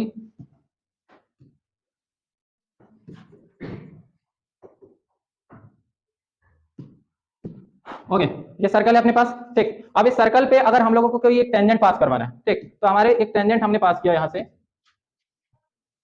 सपोज मान लो ये, ठीक। तो टेंजेंट के बारे में अगर हम लोगों को बात करना है, तो सुनो, पहली बात, वाओ वेरी गुड, देखो एक नालायक सो ब्यूटीफुल बोल, ठीक। ओके, सुनो, तो टेंजेंट के बारे में बात करते हैं बेटा अपन लोग, ठीक है। टेंजेंट की प्रॉपर्टीज के बारे में। तो एक बात याद रखो कि एक सर्कल से, एक पॉइंट से सिर्फ एक टेंजेंट पास हो सकती है, ठीक है। अगर सर्कल का 1 पॉइंट हो, ठीक है, सर्कल का कोई भी एक पॉइंट की बात करें, वहां से सिर्फ एक ही टेंजेंट पास हो सकती है। क्या होगा? एक टेंजेंट पास होगी।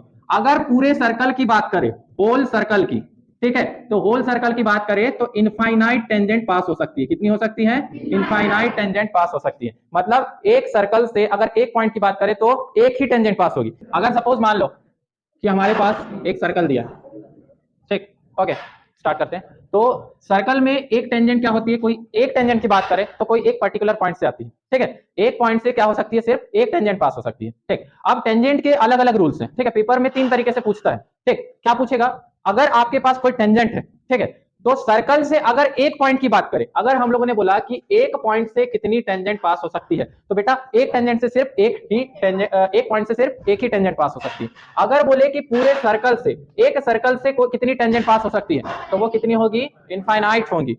और अगर बोले कि एक सर्कल से कितनी पैरेलल टेंजेंट पास होती है, तो ये होती है 2। ठीक है, ये पॉइंट याद रखना, एक ना एक चीज इससे पूछेगा कि एक सर्कल से एक पॉइंट से एक, और होल से इनफाइनाइट, और पैरेलल से 2। ठीक है, अब सबसे ज्यादा तो डर इसमें ये रहता है कि हम लोगों को प्रूव वाले क्वेश्चन में सबसे ज्यादा डर रहता है। ठीक है, तो प्रूव वाले क्वेश्चन क्या आते हैं, 3-4 टाइप के आते हैं इसमें प्रूव वाले क्वेश्चन। ठीक है, तो सपोज मान लो कि सबसे पहला प्रूव आता है कि अगर आपकी रेडियस, ठीक ठीक, अगर मान लो कि आपका ये जो सर्कल, ठीक है, इस सर्कल से के अंदर पे कोई एक और सर्कल बना है, जिसको क्या बोलते हैं हम लोग, कोसेंट्रिक सर्कल बोलते हैं। अब इस सर्कल के सेंटर से कोई एक रेडियस है, अब मान लो कि एक लाइन दिया है ये, जिसको बोलेंगे क्या, ए और बी। ठीक है, एक कोई कोसेंट्रिक सर्कल है बेटा, और उसमें एक सर्कल क्या है अपना C1, और एक सर्कल क्या है हमारे पास C2। ठीक है, इस सर्कल को मान लो कि तुम बड़ा वाले सर्कल को क्या मान लिए, C1, और ये छोटे वाले सर्कल को क्या मान लो, C2। ठीक है, तो सर्कल C1 और सर्कल C2 के लिए अब तुम लोगों को भी समझ आ रहा होगा कि ये AB लाइन किस तरीके से वर्क कर रही है। ठीक है, अगर सर्कल C2 के लिए देखा जाए तो AB लाइन क्या है, एक टेंजेंट है। क्या है, टेंजेंट है। और दूसरा, अगर सर्कल C1 के लिए देखें तो ये क्या है तुम्हारे लिए, ये उसके ऊपर कॉर्ड है, मतलब उसके लिए क्या है, ये कॉर्ड है। ठीक, अब आप लोग को पता रहना चाहिए कि कभी भी कोई भी सर्कल मान लो, ठीक है, कोई भी सर्कल है और उससे कभी भी कोई टेंजेंट जाए तो उस पे गिरने वाली जो रेडियस है वो हमेशा कितने डिग्री का एंगल बनाएगी, 90 डिग्री का एंगल बनाएगी। ठीक है, 90 डिग्री का एंगल बनाएगी। मतलब अगर हम लोग यहां पर से कोई एक रेडियस खींच ले इस लाइन AB पे, ठीक है, इस लाइन AB पे अगर मैं कोई रेडियस खींच लूं बेटा, तो इस सर्कल C1 के लिए क्या है, AB लाइन क्या है, एक टेंजेंट है। क्या है, टेंजेंट। और इस सर्कल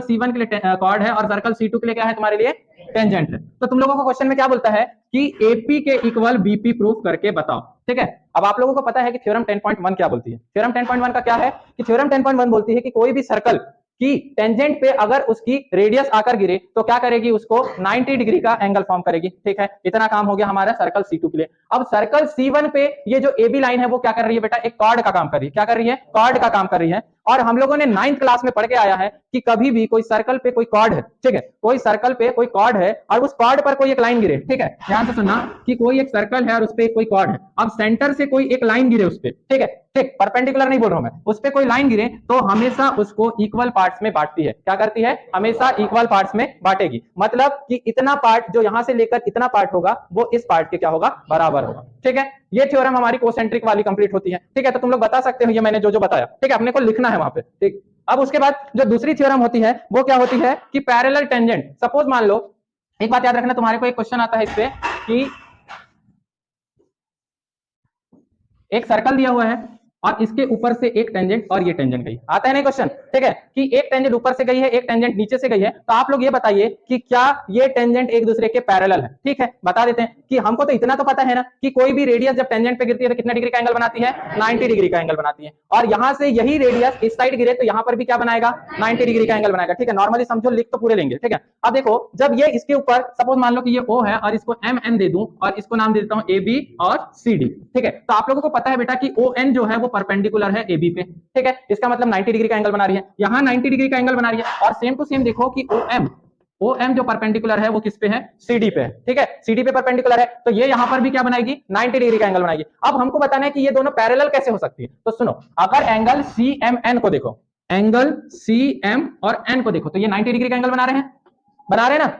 अगर CMN को देखो तो यहाँ पे 90 डिग्री का एंगल बन रहा है। और इधर से देखो कि ANM को, एंगल AN और M को, ये भी कितने डिग्री का एंगल बना रहे हैं, 90 डिग्री का एंगल बना रहे हैं। भाई जब ये भी 90 डिग्री का एंगल बना रहा है और ये भी 90 डिग्री का एंगल बना रहा है तो इसका मतलब है कि एंगल CMN और एंगल ANM दोनों इक्वल है ना। जब ये वाला एंगल इसके इक्वल है तो ये वाला एंगल भी इसके इक्वल होगा, और ये दोनों इक्वल होने की वजह से ये लाइन भी क्या हो जाएगी, इक्वल हो जाएगी। समझ गए। ठीक है, तो याली थ्योरम को भी ऐसे ही प्रूव कर सकते हो। ठीक है, अब उसके बाद एक और अच्छी सी थ्योरम आती है जिसको बोलते हैं एक्सटर्नल पॉइंट वाली थ्योरम।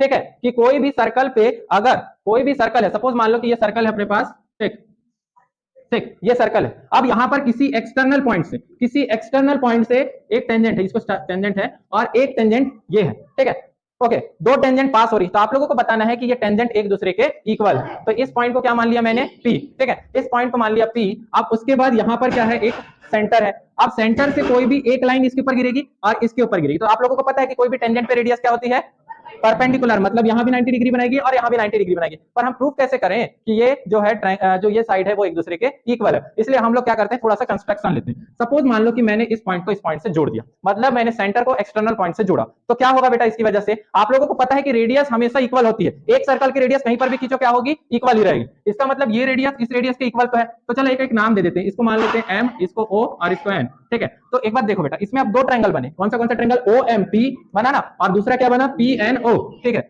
अब हमारे पास ओ एम पी और एक क्या है ट्रायंगल ओ एन पी, ठीक है। अब एक बात बताना, ये रेडियस और ये रेडियस दोनों रेडियस ही है ना, तो क्या दोनों इक्वल नहीं होंगे? होंगे, ठीक है। तो मतलब ओ एम जो है वो ओ एन के इक्वल होगा ना। और इक्वल है क्यों है? क्योंकि सेम रेडियाई है। क्या है यहाँ पे? सेम रेडियाई, ठीक है, सेम रेडियाई है। अब एक बात बताओ कि ओपी इस ट्रायंगल और इस ट्रायंगल के लिए कॉमन है ना, ठीक है। तो ओपी के इक्वल ओपी है और ये क्या है? कॉमन है, ठीक है, ये हो गया कॉमन। अब एक बात बताओ कि अगर देख लो तुम लोग यहां से, तो PMO, ठीक है, मान लो कि एंगल PMO ये एंगल 90 डिग्री है और एंगल PNO ये भी 90 डिग्री है ना, ठीक है। तो एंगल PMO और एंगल PNO ये क्या है? Each of 90 degree. क्या है?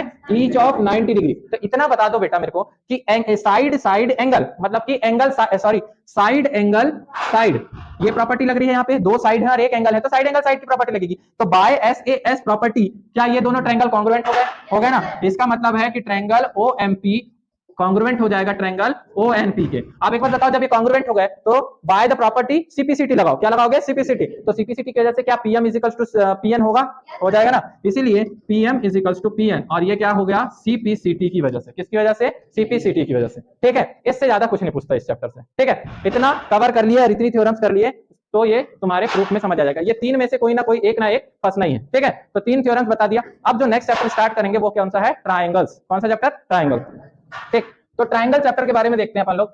एक मिनट, अब इस चैप्टर में एक दो चीज और है जो मैं बताना भूल गया, कि हम लोगों को एक आता है सेगमेंट और दूसरा आता है सेक्टर, ठीक है।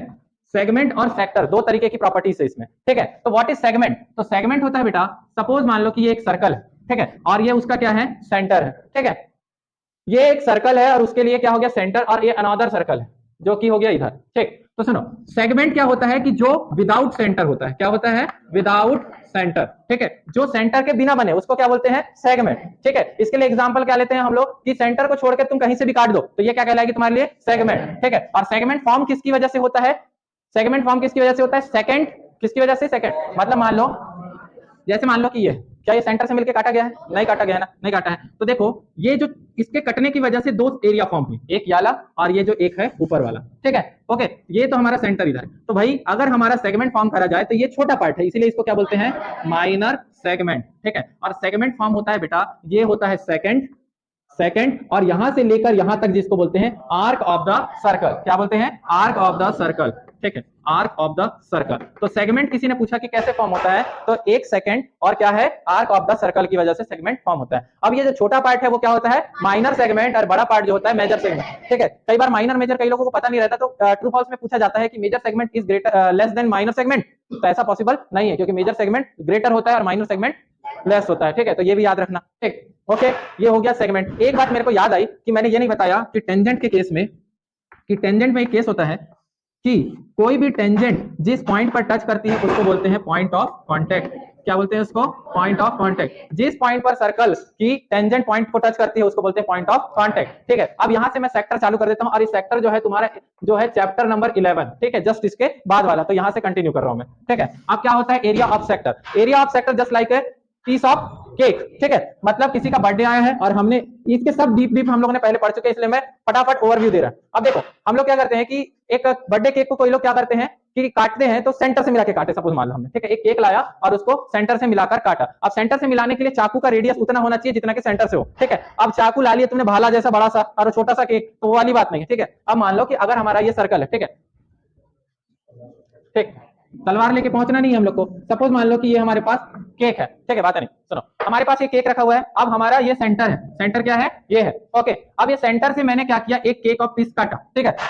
पीस काटा एक, ठीक है, तो वो कहां से काटा, एकदम सेंटर से काटा, ठीक है। अभी इग्नोर करो कि सर्कल एकदम सही नहीं है ऐसा, ठीक है। तो देखो कि अगर हमने कोई भी केक का पीस काटा तो एक बार बताओ बेटा, एक पीस ऐसा लाइन मारा और एक लाइन ऐसा काटा, तो सेंटर से कट के वो क्या निकला, पीस बाहर निकला। तो इतना पीस सपोज मान लो कि उस केक से बाहर हो गया, तो ये छोटा पार्ट है, इसीलिए इसको बोलेंगे माइनर, और ये जो है बड़ा है, तो इसको क्या बोलेंगे, मेजर। तो सेक्टर के लिए कुछ पॉइंट याद रखना कि ये जो होता है between two radius and arc of the circle बनता है, ठीक है, आर्क ऑफ द सर्कल, ठीक है। मतलब कि क्या बात बोल रहा हूं मैं कि ये जो देखो, ये भी एक रेडियस है ना, ये भी एक क्या है, रेडियस, तो ये आर और आर हो गया।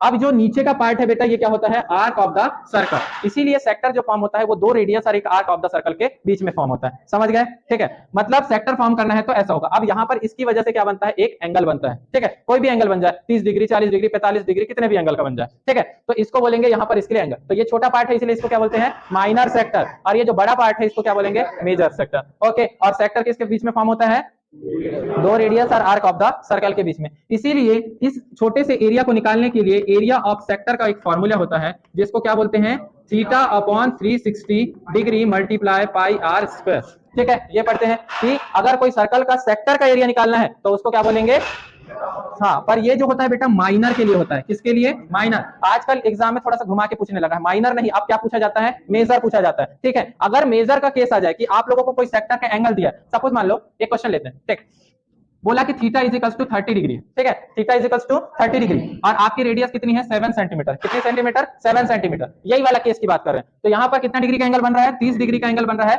और रेडियस है 7 सेंटीमीटर की। तो बताओ कि इसका एरिया क्या है, एक नॉर्मल सा क्वेश्चन तो आएगा ही 2 मार्क्स में, तो कुछ नहीं, आप लोग क्या करना है, फॉर्मूला में थीटा की जगह क्या रखना है, 30 डिग्री अपॉन में 360 डिग्री, ओके, और उसके बाद पाई की वैल्यू कितनी होती है, 22/7, और रेडियस की वैल्यू कितनी होती है, 7 × 7, 7 से 7 कट, ओके, और ये 30 के टेबल में कितने बार में आएगा, 12 टाइम्स में, और यहां पर से कैलकुलेशन के बाद जो भी आंसर आएगा वो क्या होगा, एरिया ऑफ सेक्टर। ये तो माइनर सेक्टर का है, पर जब भी मेजर सेक्टर का पूछे, ओके, मेजर सेक्टर का जब भी पूछे, ये सेकंड हटा देते हैं, ओके, अब आते हैं मेजर सेक्टर में।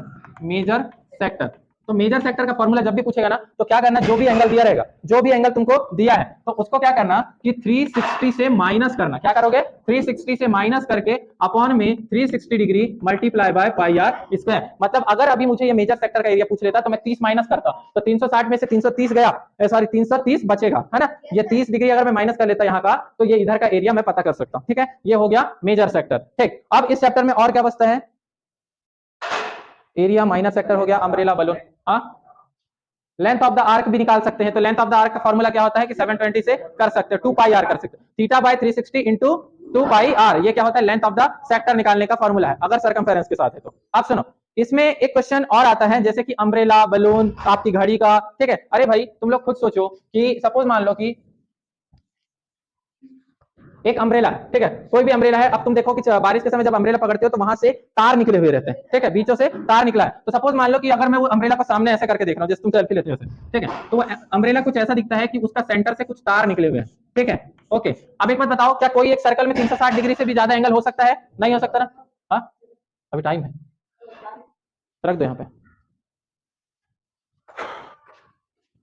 ठीक। क्या एक सर्कल में 360 डिग्री से ज्यादा एंगल हो सकता है, नहीं। तुम ध्यान से सुनो, अगर तुम्हारा क्वेश्चन में आ जाए कि हमारी अम्ब्रेला में इतनी रिब्स है, इतनी रिब्स है, तुम घर जाना है, चले जाओ, टाइम पास करवा नहीं रहा हूं मैं यहाँ पे, ठीक, ओके। तो क्या होगा कि हमारे पास अगर कोई भी अम्ब्रेला है, अब सपोज मान लो बेटा कि तुम्हारे पास बोला कि 12 रिब्स है, 13 रिब्स है, 14 रिब्स है, कितने भी रिब्स हो गए, एक बात याद रखना, सबसे पहला काम ये है कि सपोज मान लो कि मैंने बोला 1 2 3 4 5 6 7 और एक हाथ 8 रिब्स वाला कोई एक अम्ब्रेला, तो सोचो कि हमारा सर्कल में 360 डिग्री से ज्यादा कोई भी एंगल नहीं हो सकता, नहीं हो सकता ना। अब कोई ने बोला तुमको कि इस रिब का एक सेक्टर का एरिया बताओ, ठीक है, या फिर पूरे सेक्टर का एरिया पूछना, तो हम लोग को सबसे पहले उसका एंगल पता रहना चाहिए। क्या पता रहना चाहिए, एंगल। मतलब मान लो कि तुम्हारे को रेडियस दिया हुआ है कि सपोज मान लो कि 14 सेंटीमीटर है, ठीक है, 14 सेंटीमीटर मतलब यहां से लेकर यहां तक के तार का क्या होगी, लंबाई, ठीक है, ये लंबाई ही क्या है, तुम्हारी रेडियस है। आप बोलेगा कि ये अम्ब्रेला का एरिया पता करके बताओ, अम्ब्रेला का एरिया, तो तुम कोई एक एरिया को निकाल लो, ठीक है, ठीक है, कोई एक एरिया कैसे निकाला जाएगा, 360 डिग्री का पूरा एंगल होता है, ठीक है, 360 डिग्री का पूरा एंगल। अब इसमें जितने रिब्स की बात की है उससे डिवाइड कर दो। अगर अभी 8 रिब की बात करो तो कितना होगा, 8 4 जा 32, और कितना हो जाएगा 45। मतलब हर किसी में कितने डिग्री का एंगल बन रहा है, 45 डिग्री का। इतना इजीली 45 डिग्री का एंगल निकाल लिया हम लोगों ने। अब इसका एरिया निकालने बोलेगा तो theta upon 360 degree multiply by pi r square. Theta कितना हो गया 45 डिग्री मल्टीप्लाई बाय 360 डिग्री, और ये 22/7 और रेडियस जो दिया है, और इतना सा काम करना है अम्ब्रेला वाले क्वेश्चन पे। ठीक है, ये सब बताते जा रहा हूं मैं क्योंकि ये दिमाग में आना चाहिए कि कभी भी कितना भी रिप्स बोले बेटा तुम लोगों को। जैसे एक और क्वेश्चन आता है, ठीक है, एक क्वेश्चन आता है कि तुम्हारे घर की घड़ी है, ठीक है, घड़ी में 5 मिनट में कितना डिग्री का एंगल बनता है ये बताओ। ठीक है, अब तुम सोचो कि एक घड़ी में कितने घंटे होते हैं, देख लो, एक घड़ी में 24 घंटे होते हैं बताती है ये। ठीक है, इसके घड़ी थोड़ी बड़ी वाली है। ठीक है, ठीक है, हाँ, लोग ना नींद में भी पूछे कि तुम्हारे घड़ी में कितने घंटे होते हैं तो 12 ही बताएंगे, अच्छी और बुरे की बात ही नहीं। ठीक, अब सुनो, अब बात करते हैं अम्ब्रेला ही जैसा एक क्वेश्चन है किसका, घड़ी का, 5 मिनट में कितना डिग्री का एंगल बना है या फिर एरिया कितने का बनता है ये बताना है। तो सोचो कि मैंने अभी बताया कि कोई भी सर्कल में कितने डिग्री का एंगल हो सकता है, 360 डिग्री का एंगल हो सकता है, इससे ज्यादा एंगल हो सकता है क्यों रेहान? हाँ, 720 नहीं होता, चल बैठ। ठीक, अब एक बात बताओ, 12 घंटे की बात कर रहा है, सुनना, 12 घंटे की बात कर रहा है बेटा कि एक घड़ी में 12 घंटे से ज्यादा नहीं होते। ठीक है, अगर मैंने बोला कि सपोज मान लो ये 12 है, ये 3 है, ये 6 है और ये 9 है, और 1 2 4 5 7 8 और 10 11, ठीक है, ये घड़ी। मैंने बोला कि ये 5 मिनट के बीच में कितना डिग्री का एंगल बना रहा है, तो अगर इतना सही क्वेश्चन पूछा तो तुम क्या बोलोगे कि पूरा तो 12 यहाँ पे क्या आ रहे हैं, नंबर्स आ रहे हैं, तो 12 से डिवाइड कर दो तो 12 3 जा 36, मतलब हर किसी के बीच में कितने डिग्री का एंगल बन रहा होगा, 30 डिग्री का, मतलब 5-5 मिनट के बीच में कितने डिग्री का एंगल बन रहा होगा, 30 डिग्री का। अब ये तो 5 मिनट की बात हो गई, ये हो गई 5 मिनट की बात। अगर मैंने पूछा बेटा कि 1 मिनट में कितने डिग्री का एंगल बन रहा है, तो एक बात बताओ, 2 मिनट सुनो, अभी मैंने बोला कि ये घड़ी पूरी थी तो 360 डिग्री का एंगल बनाई, और 360 डिग्री का एंगल बनाई तो उसमें हर 5 मिनट का एंगल कितना डिग्री निकला, 30 डिग्री। क्यों? क्योंकि मैंने 12 से डिवाइड किया। अगर मैंने बोला कि ये 5 मिनट का एंगल 30 डिग्री है तो 1 मिनट का एंगल कितने डिग्री का होगा, तो तुम लोगों ने सुना कि 5 मिनट का एंगल 30 डिग्री है। ठीक है, तो 1 मिनट का क्या होगा, तो 1 मिनट के लिए 5 से डिवाइड कर दो, तो 3 का में आया तो 6 डिग्री, मतलब हर 1 मिनट में कितने डिग्री का एंगल बनता है, 6 डिग्री का एंगल होता है, और इसकी वजह से जो भी रेडियस आएगी उसमें रख के पटक के आंसर ला सकते हो। ठीक है, ओके, ये चैप्टर भी खत्म। अब आते हैं इसके बाद नया चैप्टर जिसको बोलते हैं ट्रायंगल्स। ठीक,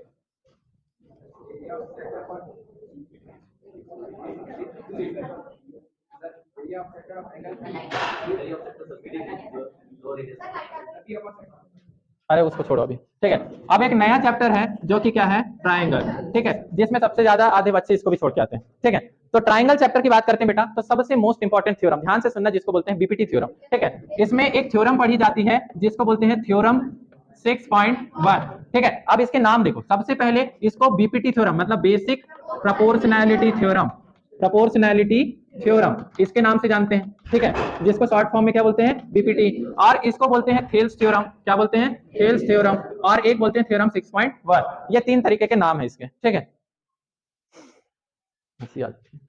ओके, अब सुनो, ये थ्योरम क्या होती है। हम लोगों को पता है कि ट्रायंगल के 3 साइड होते हैं। ठीक है, ओके, ट्रायंगल के 3 साइड्स होते हैं। सपोज मान लो कि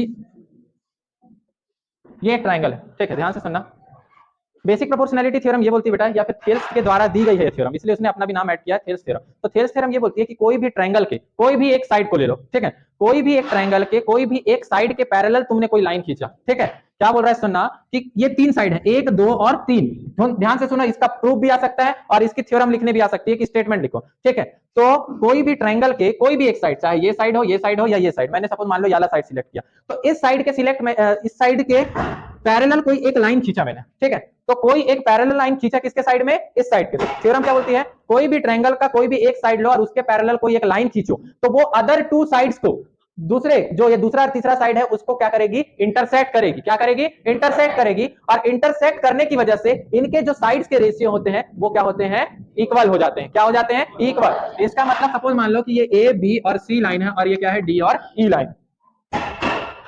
ओके, तो क्या होगा कि ये ट्रायंगल है ए बी सी और उसके पैरेलल कोई मैंने डी ई लाइन खींचा, तो थ्योरम ये बोलती है कि AD upon BD, AD upon BD जो होगा वो होगा बेटा एई अपॉन ईसी के इक्वल।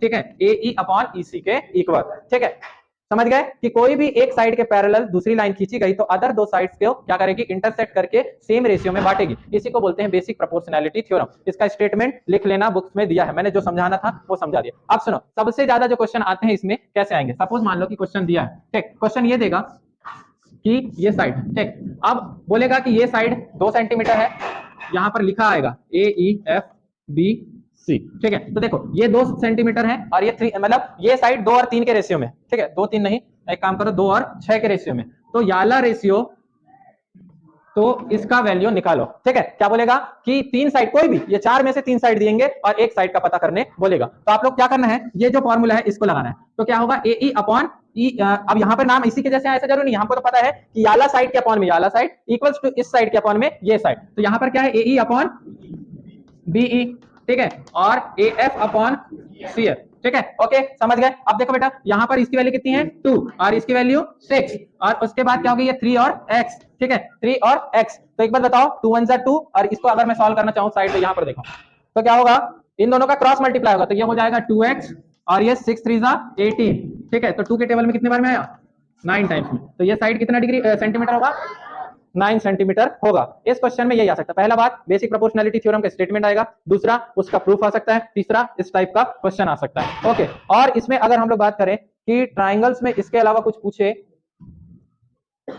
Area of triangle. हाँ, अब तुम लोगों को ये छोटी छोटी बात याद रहना चाहिए, जैसे तुम लोगों को सर्कल का पेरीमीटर, सर्कल का एरिया, ट्रायंगल का पेरीमीटर और ट्रायंगल का एरिया, ये जो छोटी छोटी बात है इनको सबको याद रखना है। नहीं तो वहां पे मुंह फाड़ के इधर उधर मुंह देख रहे हैं कि कौन बता दे कौन बता दे। तो सुनो, यहाँ पे एरिया ऑफ सर्कल की बात करें, ठीक है, और पेरीमीटर ऑफ सर्कल की, सॉरी पेरीमीटर नहीं, सरकमफेरेंस ऑफ सर्कल की बात करें, ठीक है, और उसके बाद आएंगे पेरीमीटर ऑफ ट्रायंगल की बात करें, ठीक है, पेरीमीटर ऑफ ट्रायंगल। ठीक, अब उसके बाद कभी कभी पूछ लेता है एरिया ऑफ इक्विलैटरल ट्रायंगल, ठीक है, एरिया ऑफ इक्विलैटरल ट्रायंगल। ठीक है, अब उसके बाद एरिया ऑफ स्केलेन ट्रायंगल।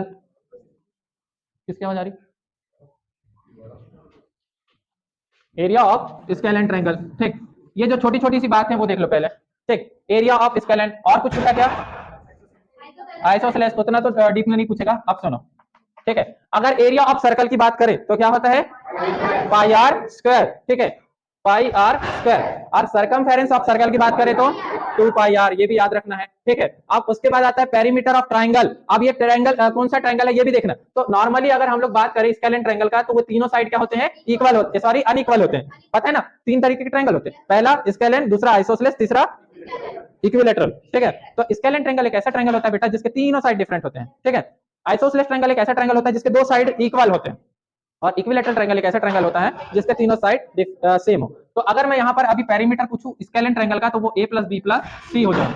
ये किसके लिए है, स्केलेन के लिए। अगर यही आइसोसेलेस हो जाए, ठीक है, तो आइसोसेलेस के लिए 2 साइड सेम हो जाएंगे, मतलब 2a + b। अगर यही साइड अगर किसके लिए हो जाए, इक्विलैटरल के लिए, तो ये क्या हो जाएगा 3a। ठीक है, अब बात करते हैं एरिया ऑफ इक्विलैटरल ट्रायंगल। तो ये होता है बेटा √3/4a²। क्या होता है, √3/4a²। आधे को तो यही नहीं पता है कि इसका इक्विलैटरल का एरिया ये भी होता है। ठीक है, अब उसके बाद एरिया ऑफ स्केलेन ट्रायंगल। तो एरिया ऑफ स्केलेन ट्रायंगल मतलब हेरोन्स फार्मूला जो पढ़े हमने, s - b और s - c। और अगर राइट एंगल ट्रायंगल का फार्मूला होता है तो 1/2 बेस इंटू हाइट, खत्म हो गया। ठीक है, अब उसके बाद ट्रायंगल्स में इसके अलावा कुछ भी नहीं होता। इतना काम कर लोगे तो ट्रायंगल चैप्टर भी हो जाएगा फिनिश। ठीक है, अब इसके बाद नेक्स्ट चैप्टर लेते हैं, होल्ड करना, होल्ड। ठीक, अब स्टार्ट करते हैं हम लोग चैप्टर ट्रिग्नोमेट्री। ठीक है, आधे बच्चों को इसमें भी बड़ी प्रॉब्लम है। ठीक है, देखो एक मिनट, ये जो ट्रिग्नोमेट्री चैप्टर है, इसमें अगर मैं फास्ट की बात करूं तो ये चैप्टर इस सीरीज में इंक्लूड होना मुश्किल है। ठीक है, क्योंकि यहाँ पे कंसेप्ट कम और सबसे ज्यादा क्या यूज होता है, क्वेश्चंस बड़े बड़े सॉल्व करने। ठीक है, तुम लोगों ने देखा होगा कि मैंने 4 से 5 क्वेश्चन ऐसे हैं जिनको बार बार करवाया। ठीक है, ओके, वो 4 और 5 क्वेश्चन को ऐसा देख लो कि 100% आ रहे हैं। ठीक है, और हम लोगों ने वो क्लास के रिकॉर्डिंग क्लास में भी रखा हुआ है, और तुम लोगों की कॉपीज में जो हमने क्लास में पढ़ाया है उसमें भी रखा हुआ है। तो इसमें कुछ ऐसी ज्यादा समझाने की चीज है नहीं कि हम लोग जो ट्रिग्नोमेट्री है इसमें समझाएं। ठीक है, तो मैं ट्रिग्नोमेट्री और इसके बाद वाला चैप्टर क्या है, सम एप्लीकेशन ऑफ ट्रिग्नोमेट्री। ठीक है, सम एप्लीकेशन ऑफ ट्रिग्नोमेट्री। ठीक है, सम एप्लीकेशन ऑफ ट्रिग्नोमेट्री जो है, इसको मर्ज करके एक दो चीज बता देता हूं कि इसमें पढ़ना मेन क्या है। ठीक है, सबसे पहले तो तुम लोगों को इतना याद रहना चाहिए कि trigonometry is the study of the triangle, right angle triangle. ठीक है, एक बात याद रख लो कि हम लोग इस चैप्टर में राइट एंगल ट्राइंगल की ही स्टडी करेंगे। ठीक है, कि राइट एंगल ट्राइंगल की स्टडी का मतलब क्या होता है कि जो एकदम परपेंडिकुलर स्टैंड हो, ठीक है, ऑन द सरफेस। ऐसा नहीं कि बस ऐसा लेटा है ऐसा लेटा है, ऐसा नहीं। ठीक है, तो राइट एंगल ट्राइंगल आप लोगों को पता है कि एक 90 डिग्री का एंगल जो होता है उसी को क्या बोलते हैं, राइट एंगल का ट्राइंगल। अगर ये ए है ये बी है तो ये क्या होगा, सी होगा, सबसे बड़ी बात। ठीक, अब सुनो, ये प्रोबेबिलिटी बनती है कि यहां पर बनने वाले एंगल डिफरेंट डिफरेंट हो सकते हैं, सेम भी हो सकते हैं। कैसे सेम हो सकते हैं, अगर हाँ एक अच्छा क्वेश्चन, एडवांस क्वेश्चन, कि अगर क्वेश्चन आ भी जाए तो, ठीक है, इधर सोने नहीं आया, सुनो, तो एक क्वेश्चन ऐसा है कि राइट एंगल ट्रायंगल में एक एंगल 90 डिग्री का है, तो दो सेम एंगल कैसे कितने डिग्री के हो सकते हैं? तो दो सेम एंगल हो सकते हैं 45 डिग्री और 45 डिग्री का। समझ गए? ठीक, कि एक एंगल अगर 90 डिग्री का है तो दो सेम एंगल कौन से हो सकते हैं? तो वो हो सकते हैं 45 और 45। अब उसके बाद 60-30, अब ऐसा करके रेशियो देख सकते हो। तो ये बात है। अब इस ट्रायंगल में हमको सबसे मेन चीज याद रखना है बेटा कि व्हाट इज पाइथागोरस थ्योरम। तो पाइथागोरस थ्योरम क्या बोलती है कि ये जो सबसे लॉन्गेस्ट साइड होती है, longest side of the right angle triangle is, okay अब सुनो, राइट एंगल ट्रायंगल में ये जो साइड होता है इसको बोलते हैं बेटा बेस, इसको बोलते हैं हाइपोटेन्यूस, ठीक है, और इस साइड को बोलते हैं, इसको बोलते हैं परपेंडिकुलर। ओके, अब हमारी जो पाइथागोरस थ्योरम है, पाइथागोरस थ्योरम क्या बोलती है कि अगर आपका जो हाइपोटेनस है, पता है इसको हिंदी में बोलते हैं कर्ण, ठीक है, बेस को बोलते हैं आधार, ठीक है, और इसको बोलते हैं लंब, ठीक है। तो पाइथागोरस प्रमेय यह बताती है हमें कि आपका कर्ण का वर्ग जो होता है वो आधार का वर्ग और लंब का स्क्वायर वर्ग के बराबर होता है। It means the square of hypotenuse is equals to the square of base and perpendicular, मतलब इनका सम के बराबर होता है, ठीक है। इसीलिए क्या होता है कि इसमें ट्रिग्नोमेट्री रेशियो से स्टार्ट होता है। देखो पाइथागोरस थ्योरम को क्या बोलेंगे कि आपका जो हाइपोटेनस है, ठीक है, हाइपोटेनस का स्क्वायर जो होगा वो परपेंडिकुलर का स्क्वायर प्लस बेस का स्क्वायर के बराबर होगा, ठीक है। ओके, इतना पाइथागोरस थ्योरम है। मतलब अगर हम लोग एक ट्रायंगल के फॉर्म में लिखें तो AC का square is equals to AB का स्क्वायर प्लस BC का स्क्वायर, ठीक है। अब इसमें कुछ कुछ इंटरेस्टिंग बातें जो आ सकती हैं। अब इसमें बेटा हम लोग सबसे ज्यादा स्टडी करते हैं कि अगर जो बोलते हैं ना कि पॉसिबल कोई चीज होगा, ठीक है, इसके बाद मैं तुम लोग को कुछ कुछ चीजें ऐसी बताऊंगा जो डायरेक्ट देख के आंसर बता सकते हो। सुनना, वो चीजें को याद रखना। सुनो, सबसे पहली बात कि पाइथागोरस थ्योरम मैं क्या बताने वाला था, हाँ सुनो, ट्रिग्नोमेट्री रेशियोज को याद करने के लिए हम लोगों ने एक ट्रिक बनाया था कि पंडित बद्री प्रसाद हरि हरि बोले, ठीक है, P B P H H B, एक मिनट बीच में बोलना नहीं, सिर्फ सुनते जाओ। ये होगा PBP और HHB। ओके, PBP मतलब बेटा ये परपेंडिकुलर है, ये बेस है, ये परपेंडिकुलर, हाइपोटेनस बेस, ठीक है। इसी को हिंदी में लाल बटे कक्का बोलते हैं इसको, ठीक है, हिंदी में इसको लाल बटे कक्का बोलते हैं। अब सुनो, कक्का में काका जो भी हो, ठीक है, पर उन लोग लाल बटे कक्का ही बोलते हैं। सुनो, अब सुनो, यहां पर अगर बात की जाए, इसको हटाते हैं थोड़ा सा, सुनो, बातें मत करो, शांति से सुनते जाओ, दिमाग में बैठ जाएगा और जब क्वेश्चन करोगे ना तो समझ आएगा। सुनो, अब देखो बेटा ट्रिग्नोमेट्री रेशियोज क्या होते हैं, ठीक है, ट्रिग्नोमेट्री रेशियोज। अब सुनो, ये तीन तरीके के रेशियो होते हैं, sine theta, cos theta, tan theta, cosec theta और सेक और कॉट थीटा, ठीक है। अब सुनो, सबसे पहले क्या है, साइन कॉस टेन, ठीक है। तो देखो साइन के लिए ये वाला साइड मतलब P अपॉन H, कॉस के लिए B अपॉन H और टेन के लिए P अपॉन B।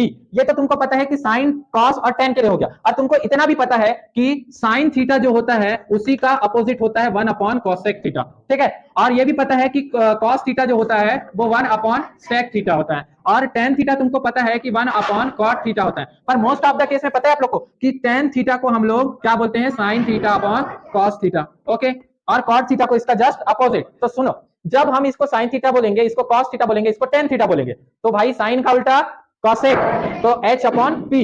अगर सेक की बात करें तो H अपॉन B, और उसके बाद कॉस के बाद कॉट, तो कॉट होगा B अपॉन P, ठीक है। तो ये सबके रेशियो, तो मैंने बोला कि P अपॉन H, उसके अपॉन B अपॉन H और उसके बाद P अपॉन B। अब इसका उल्टा करते जाओ, इनका उल्टा, तो ये क्या होगा, H upon P, H upon B, ठीक है। ये हो गया ट्रिग्नोमेट्री रेशियो का केस खत्म। यहीं से तुम थ्योरम्स निकाल सकते हो, सॉरी थ्योरम बोलता हूं, इसके फार्मूले निकाल सकते हो कि sin square theta plus cos square theta is equals to 1। अरे भाई सबसे ज्यादा यही फार्मूले तो यूज होते हैं ना। इसको अब हटाता हूं मैं, ट्रायंगल को थोड़ी देर के लिए हटाओ, अभी लाल बटे कक्का और पंडित बद्री प्रसाद इनको थोड़ी देर साइड में रखो। अब देखो एक फार्मूला होता है sin square theta plus cos square theta is equals to 1, इतना याद रख लो। इसके बाद इनके साथ पोस्टमार्टम करते जाओ कि एक बार sin स्क्वायर थीटा को उधर भेजे तो क्या होगा, cos square theta is equals to 1 minus, okay. अब sin स्क्वायर थीटा को इधर रखो और cos को भेज दो, माइनस कॉस स्क्वायर थीटा। अब सुनो, अब यहाँ का cos स्क्वायर थीटा की कभी वैल्यू नहीं पता रहती हमको, मतलब नहीं चाहिए हमको, तो cos थीटा की चाहिए, तो cos थीटा भी बन जाएगा। क्या करना है, बस इसका स्क्वायर को इधर ले जाके पटक दो, तो 1 minus sine square theta. Same to same मुझे साइन थीटा की वैल्यू चाहिए, तो क्या करेंगे, 1 माइनस cos स्क्वायर थीटा को भी पटके, खत्म, ये भी काम हो गया, ठीक। और ऐसे ही करके सारी आइडेंटिटीज याद रखना है। सबसे पहले एक आइडेंटिटी ये होती है, उसके बाद एक टेन वाली होती है और एक कॉसेक वाली होती है, ये तीन आइडेंटिटी याद रख लिए, ठीक है, ओके। अब उसके बाद इस चैप्टर में जो आता है सबसे इंपॉर्टेंट, शायद इसके अलावा कुछ नहीं है, ठीक है, क्योंकि मैंने बोला था कि इसमें, हाँ अब आ जाते हैं, मैंने बोला कि सम एप्लीकेशन ऑफ ट्रिग्नोमेट्री को भी इसमें मर्ज कर रहे हैं, ठीक है। सुनो एक मिनट, अब सम एप्लीकेशन ऑफ ट्रिग्नोमेट्री में बेटा तीन चीजों को याद रखो।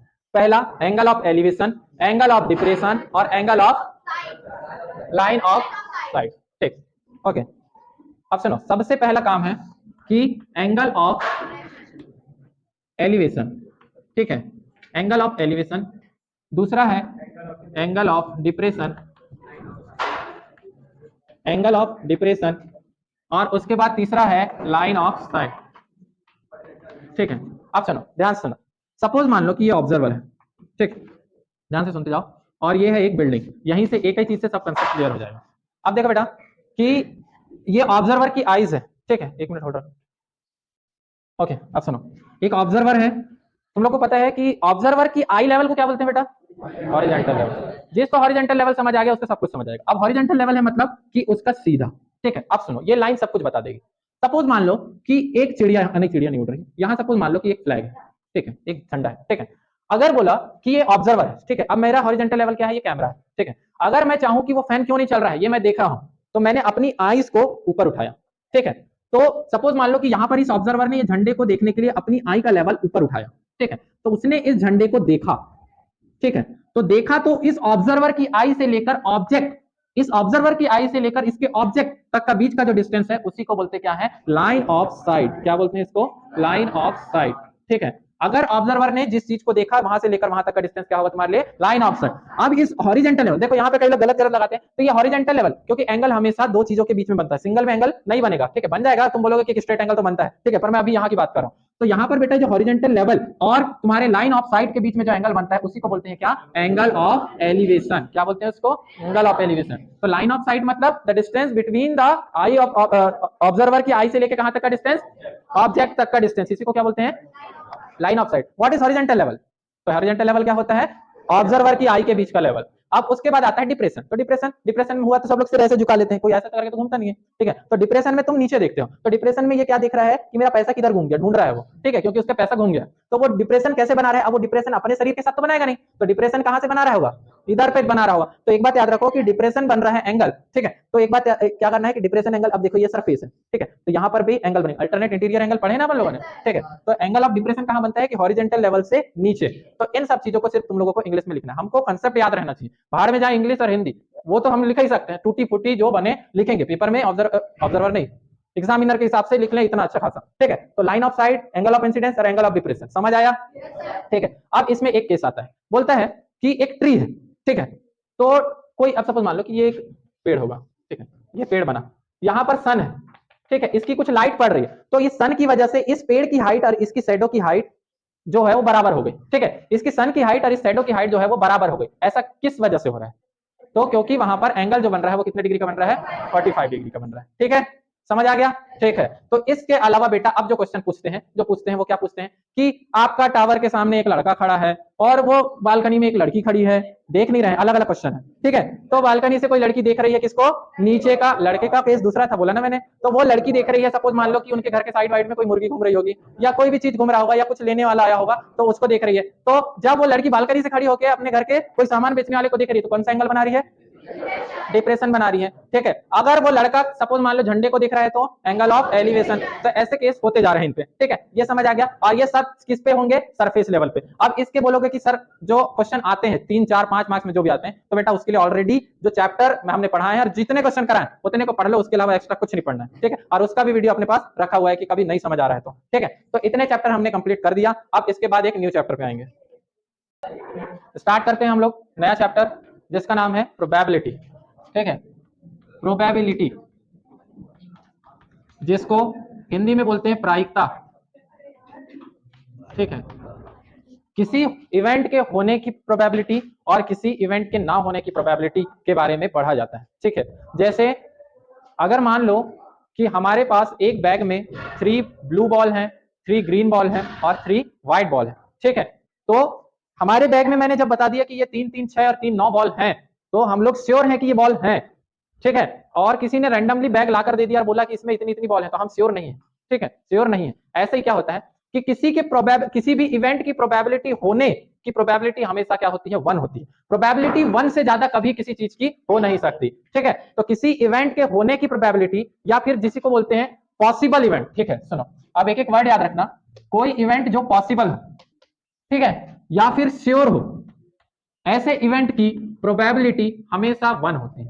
ठीक है, बोल दिया गया what is impossible event, suppose मान लो कि बोला व्हाट इज पॉसिबल इवेंट या व्हाट इज श्योर इवेंट, तो ऐसा इवेंट जिसका प्रोबेबिलिटी क्या हो, 1 हो, उसको क्या बोलते हैं, श्योर इवेंट। ठीक है, जैसे कि एक डाइस को फेंके हमने, डाइस पता जानते हैं ना, पासा। ठीक है, डाइस में 6 तक नंबर होते हैं। ठीक है, तो 6 तक नंबर होते हैं, आप लोगों को पता है, सिंपली समझा रहा हूं, 1 2 3 4 5 6। अगर मैंने बोला कि इस डाइस को फेंकने के बाद 5 आने की प्रोबेबिलिटी क्या है, तो है कुछ ना कुछ है, मतलब पॉसिबल है कि ये इवेंट होगा कि कोई भी पासे को फेंके, डाइस को फेंके, डाइस को फेंके, तो उसमें 5 आने की प्रोबेबिलिटी होगी, 6 आने की प्रोबेबिलिटी होगी। मैंने बोला एक पासा को फेंका और 7 आने की क्या प्रोबेबिलिटी, 7 आने की क्या प्रोबेबिलिटी, तो ये तो इम्पॉसिबल है, ये पॉसिबल है ही नहीं। इसीलिए बोलते हैं कि कोई भी इवेंट अगर इम्पॉसिबल इवेंट है तो उसकी प्रोबेबिलिटी हमेशा क्या होती है, 0। तो डिफाइन इम्पॉसिबल इवेंट करके आता है, तो एक ऐसा इवेंट जिसकी प्रोबेबिलिटी क्या हो, 0 हो, तो वो क्या कहलाता है, इम्पॉसिबल इवेंट। जस्ट एग्जांपल ले सकते हैं हम लोग कि एक डाइस को फेंका हमने तो उसमें 7 तो आ ही नहीं सकता, तो ये क्या है, एक इम्पॉसिबल इवेंट है। एक और इवेंट आता है जिसको बोलते हैं एलिमेंट्री इवेंट। क्या बोलते हैं इसको, एलिमेंट्री इवेंट। ठीक है, ये 3 चीज में से एक ना एक चीज आना ही है, तो एक होता है एलिमेंट्री इवेंट। अब व्हाट इज एलिमेंट्री इवेंट, ठीक है, तो एलिमेंट्री इवेंट एक ऐसा इवेंट होता है बेटा जिसमें उसका नंबर ऑफ ऑब्जर्वेशन ओनली 1 होते हैं। ठीक है, जिसमें नंबर ऑफ ऑब्जर्वेशन क्या होना चाहिए, 1 होना चाहिए, मतलब उसमें एक ही ऑब्जर्वेशन होना चाहिए, उससे ज्यादा ऑब्जर्वेशन नहीं होना चाहिए। जैसे डाइस में 6 ऑब्जर्वेशन, क्या पॉसिबल है, नहीं हो सकता, क्योंकि 6 ऑब्जर्वेशन। तो कोई ऐसा इवेंट जिसका ऑब्जर्वेशन क्या है, टोटल नंबर ऑफ ऑब्जर्वेशन क्या होना चाहिए बेटा, 1, तो ऐसे इवेंट को क्या बोलते हैं, एलिमेंट्री इवेंट। ठीक है, एलिमेंट्री इवेंट समझ आ गया, पॉसिबल इवेंट और इम्पॉसिबल इवेंट। अब सुनो, क्वेश्चन इसमें बहुत तुच्छ से आते हैं एकदम। तुमको एक बात याद रखना है कि कभी भी कोई इवेंट की होने की प्रोबेबिलिटी, सुनो, कभी भी किसी के इवेंट के होने की प्रोबेबिलिटी और किसी के इवेंट ना होने की प्रोबेबिलिटी हमेशा 1 होती है। ठीक है, तुम लिख कर ले लो, अगर इस 4 पॉइंट में से कोई अलग चीज आ जाए तो इनके अलावा कोई चीज नहीं आती। ठीक, अब कैसे, सुनो, सपोज मान लो कि एक गेम खेला गया। ठीक है, एक गेम खेला गया, सपोज मान लो कि इन दोनों के बीच में मैंने कोई गेम खेला है, तो सपोज मान लो कि जो आयुष है, आयुष के किसी इवेंट होने की प्रोबेबिलिटी या किसी इसके जीतने के चांसेस, सपोज मान लो कि आयुष के जीतने के चांसेस, ये एक इवेंट है जो कि जीतने के चांसेस है, और ई नॉट क्या है, हारने के चांसेस। तो अगर आयुष के जीतने के चांस है 0.05, ठीक है, अगर इसके जीतने के चांस है 0.05, तो इसके हारने के चांस कितने हैं, किसी ने पूछा कि इसके हारने के चांस क्या है, तो पीई नॉट पूछा है, तो भाई हमको ये फॉर्मूला यूज करना है, पीई के जगह क्या रखोगे, 0.05। अब इसके हारने के चांसेस निकालना है, इक्वल्स टू 1, तो ये 0.05 उस साइड उठ के गया, तो ये पीई नॉट अकेला इधर रह गया, तो 1 माइनस 0.05। मतलब तुमको ये बात सोचो, तो 1 रुपए है और उसमें से 5 पैसे की बात हो रही है, तो 1 रुपए में 100 पैसे होते हैं, उसमें से 5 पैसे घटा दो, कितने पैसे बचे, 95 पैसा, मतलब इसके हारने के चांसेस 0.95% है। ठीक है, सपोज मान लो कि एक एग्जांपल लेते हैं, मैंने बोला कि एक बैग है, ये बैग रखा है, इस बैग के अंदर 3 ग्रीन बॉल है, ठीक है, 4 व्हाइट बॉल है और 5 ब्लैक बॉल है। ठीक है, इतनी बॉल्स है। ठीक है, ओके, अब मैंने बोला कि यहां से रैंडमली अपनी आंख बंद करो और एक बॉल को उठाओ, यादृच्छिक रूप से बोलते हैं हिंदी में इसको, या फिर रैंडमली इंग्लिश में बोलते हैं। ठीक है, तो आपने हाथ डाल के एक बॉल निकाला, वहां से मैंने बोला कि ये बताओ कि ब्लैक बॉल आने की क्या प्रोबेबिलिटी होगी। ठीक है, तो भाई कलर कोई भी बोले, इट डजंट मैटर, सबसे पहले तो ये देखो कि बॉल कितनी है, टोटल नंबर ऑफ बॉल कितनी होगी, 4 3 7 5 12 बॉल हो गई बेटा। मैंने बोला कि बताओ इसमें से ब्लैक बॉल होने की प्रोबेबिलिटी क्या है, तो तुम क्या बोलोगे, अब सुनो, ब्लैक होने की प्रोबेबिलिटी पूछा मैंने, तो प्रोबेबिलिटी ऑफ ब्लैक पूछा, तो भाई सबसे पहले देखो कि ब्लैक बॉल है कितनी है, 5, और टोटल बॉल कितनी है, 12, खत्म, इतना सा क्वेश्चन नहीं था। ठीक है, समझ आ गया। मैंने पूछा कि व्हाइट बॉल होने की प्रोबेबिलिटी क्या है, क्या बताओगे, 4/12 या 1/3, कटेगा ना। ग्रीन बॉल होने की प्रोबेबिलिटी क्या है, 3/4 जो भी। ठीक, अब सुनो, अब क्वेश्चन तो ये सिंपली नॉर्मल डायरेक्टली पूछ लिया। अब मैं बोला कि ये बताओ बेटा कि ग्रीन बॉल, सपोज मान लो कि ग्रीन बॉल ना होने की प्रोबेबिलिटी क्या है। मैंने अभी तक पूछा कि ग्रीन बॉल होने की प्रोबेबिलिटी क्या थी, अब मैंने पूछा कि ग्रीन बॉल ना होने की प्रोबेबिलिटी बताओ। ठीक है, तो सुनो, ध्यान से सुनना, जिस चीज के ना होने की प्रोबेबिलिटी पूछे उसके होने की प्रोबेबिलिटी याद करो। ठीक है, तो सुनो, ग्रीन बॉल 3 है, टोटल बॉल 12, तो सुनो, अगर प्रोबेबिलिटी ऑफ ग्रीन की निकालें तो 3/12 है, मतलब कि 1/4 है, कट गया ना। ठीक है, अगर ये प्रोबेबिलिटी होने की है बेटा, ठीक है, अगर ये प्रोबेबिलिटी होने की है तो ना होने की प्रोबेबिलिटी ध्यान से सुनना कैसे निकालना है। देखो, कोई भी इवेंट की प्रोबेबिलिटी होने की और ना होने की 1 होती है ना। ठीक है, तो अब यहीं पर देखो, अगर मैंने बोला कि इसके इवेंट यहाँ पे बता रहा हूँ, तो इसके होने की प्रोबेबिलिटी क्या है, 1/4, ना होने की प्रोबेबिलिटी नहीं पता मुझे और हमें पता करना है, और ये 1, तो ये 1/4 को उस साइड उठा के फेंक दो, तो ये हो गया पी ई नॉट, तो ये क्या हो जाएगा, 1 - 1/4। 4 होगा ना, माइनस में जाएगा तो 4 1 जा 4, 4 माइनस 3/4, ठीक है। आगे आइए, और जिसको इतना अगर आंसर सपोज मान लो कि इधर डिवाइड मल्टीप्लाई, देखो हर लेवल के बच्चे होते हैं तो उसके हिसाब से मैं बता दे रहा हूँ कि अगर ये माइनस प्लस में नहीं आ रहा है आंसर तुम्हारा सपोज, तो ऐसी स्टेप तो लिख लेना, पर आंसर डायरेक्ट कैसे पता कर सकते हो सुनो। ये 4 में से कितना ये 4 है, और यहाँ पर 4 बनने के लिए कितने की कमी है, 3 की कमी है ना, तो ये याद रख लेना कि नहीं होने की जो होगी वो 3/4 होगी, समझ गए। जैसे अभी मैंने पूछा कि अगर 5 ब्लैक बॉल ना होने की प्रोबेबिलिटी क्या होगी, तो तुमने क्या बोला कि होने की प्रोबेबिलिटी तो 5/12। अब ये बताओ कि ये 12 है, इसको 12 बनाने के लिए कितने चीज की जरूरत पड़ेगी, 7, तो ना होने की प्रोबेबिलिटी 7/12, ठीक है, डायरेक्ट ट्रिक, ठीक, समझ गए, पर लिखना तो पड़ेगा, ठीक। अब जैसे बोला गया a lot of 20 bulb, 4 bulb क्या थे, डिफेक्टिव थे, ऐसे भी क्वेश्चन आते हैं, ठीक है। तो ये बताओ, अगर बताओ, तुम खुद ही से पूछ रहा हूं मैं कि अगर तुम लोगों को ये समझ आ गया ना बॉल वाला, ठीक है। एक छोटा और चीज, अगर एक कॉइन को टॉस करोगे, ध्यान से सुनना, क्या पता पेपर में क्या पूछ ले। अब कॉइन के बारे में बताता हूँ।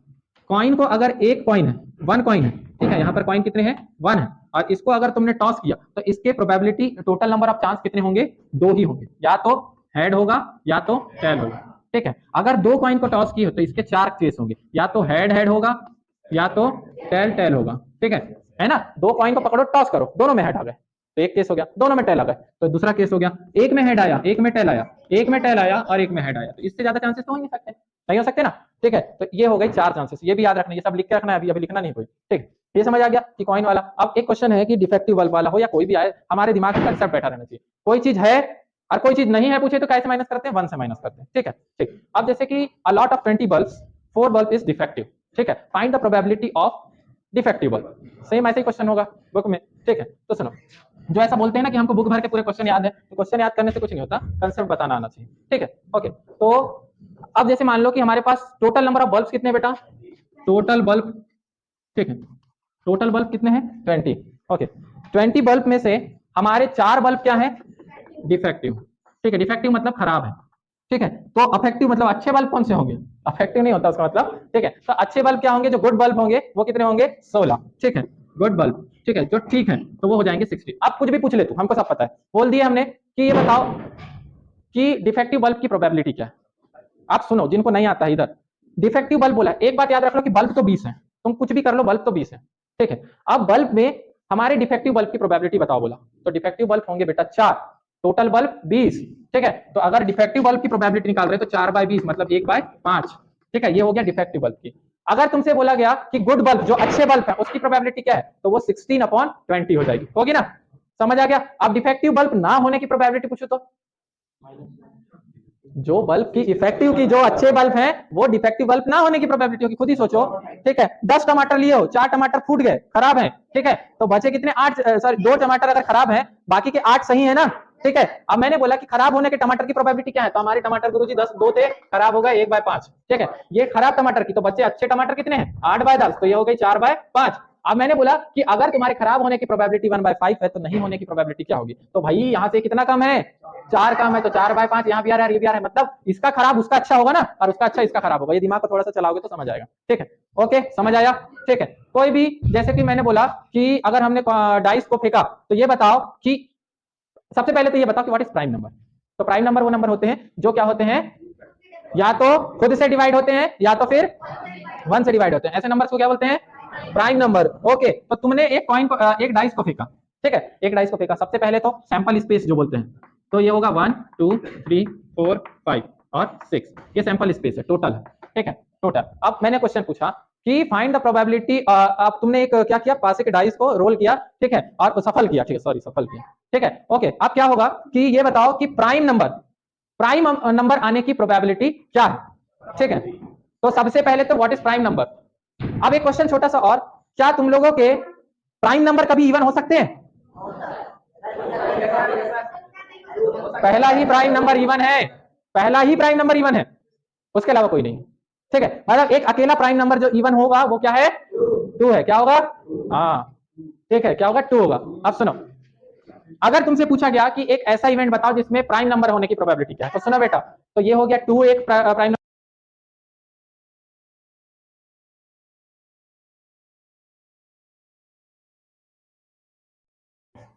तो चलिए गाइस, इस वीडियो में हम इतना ही रखते हैं। यहाँ तक जितने भी चैप्टर कवर हुए हैं आप इसको अच्छे से एक बार गो थ्रू कर लीजिए, एक बार और देख लीजिए, 100% आप लोगों को कंप्लीट हो जाएगा। जो बचे हैं चैप्टर्स उसको आप ट्राई कीजिए। मैंने जो ऑलरेडी अपलोड किया है चैप्टर वाइज वीडियोस, उसमें कंप्लीट हो जाएगा। Okay, thank you so much.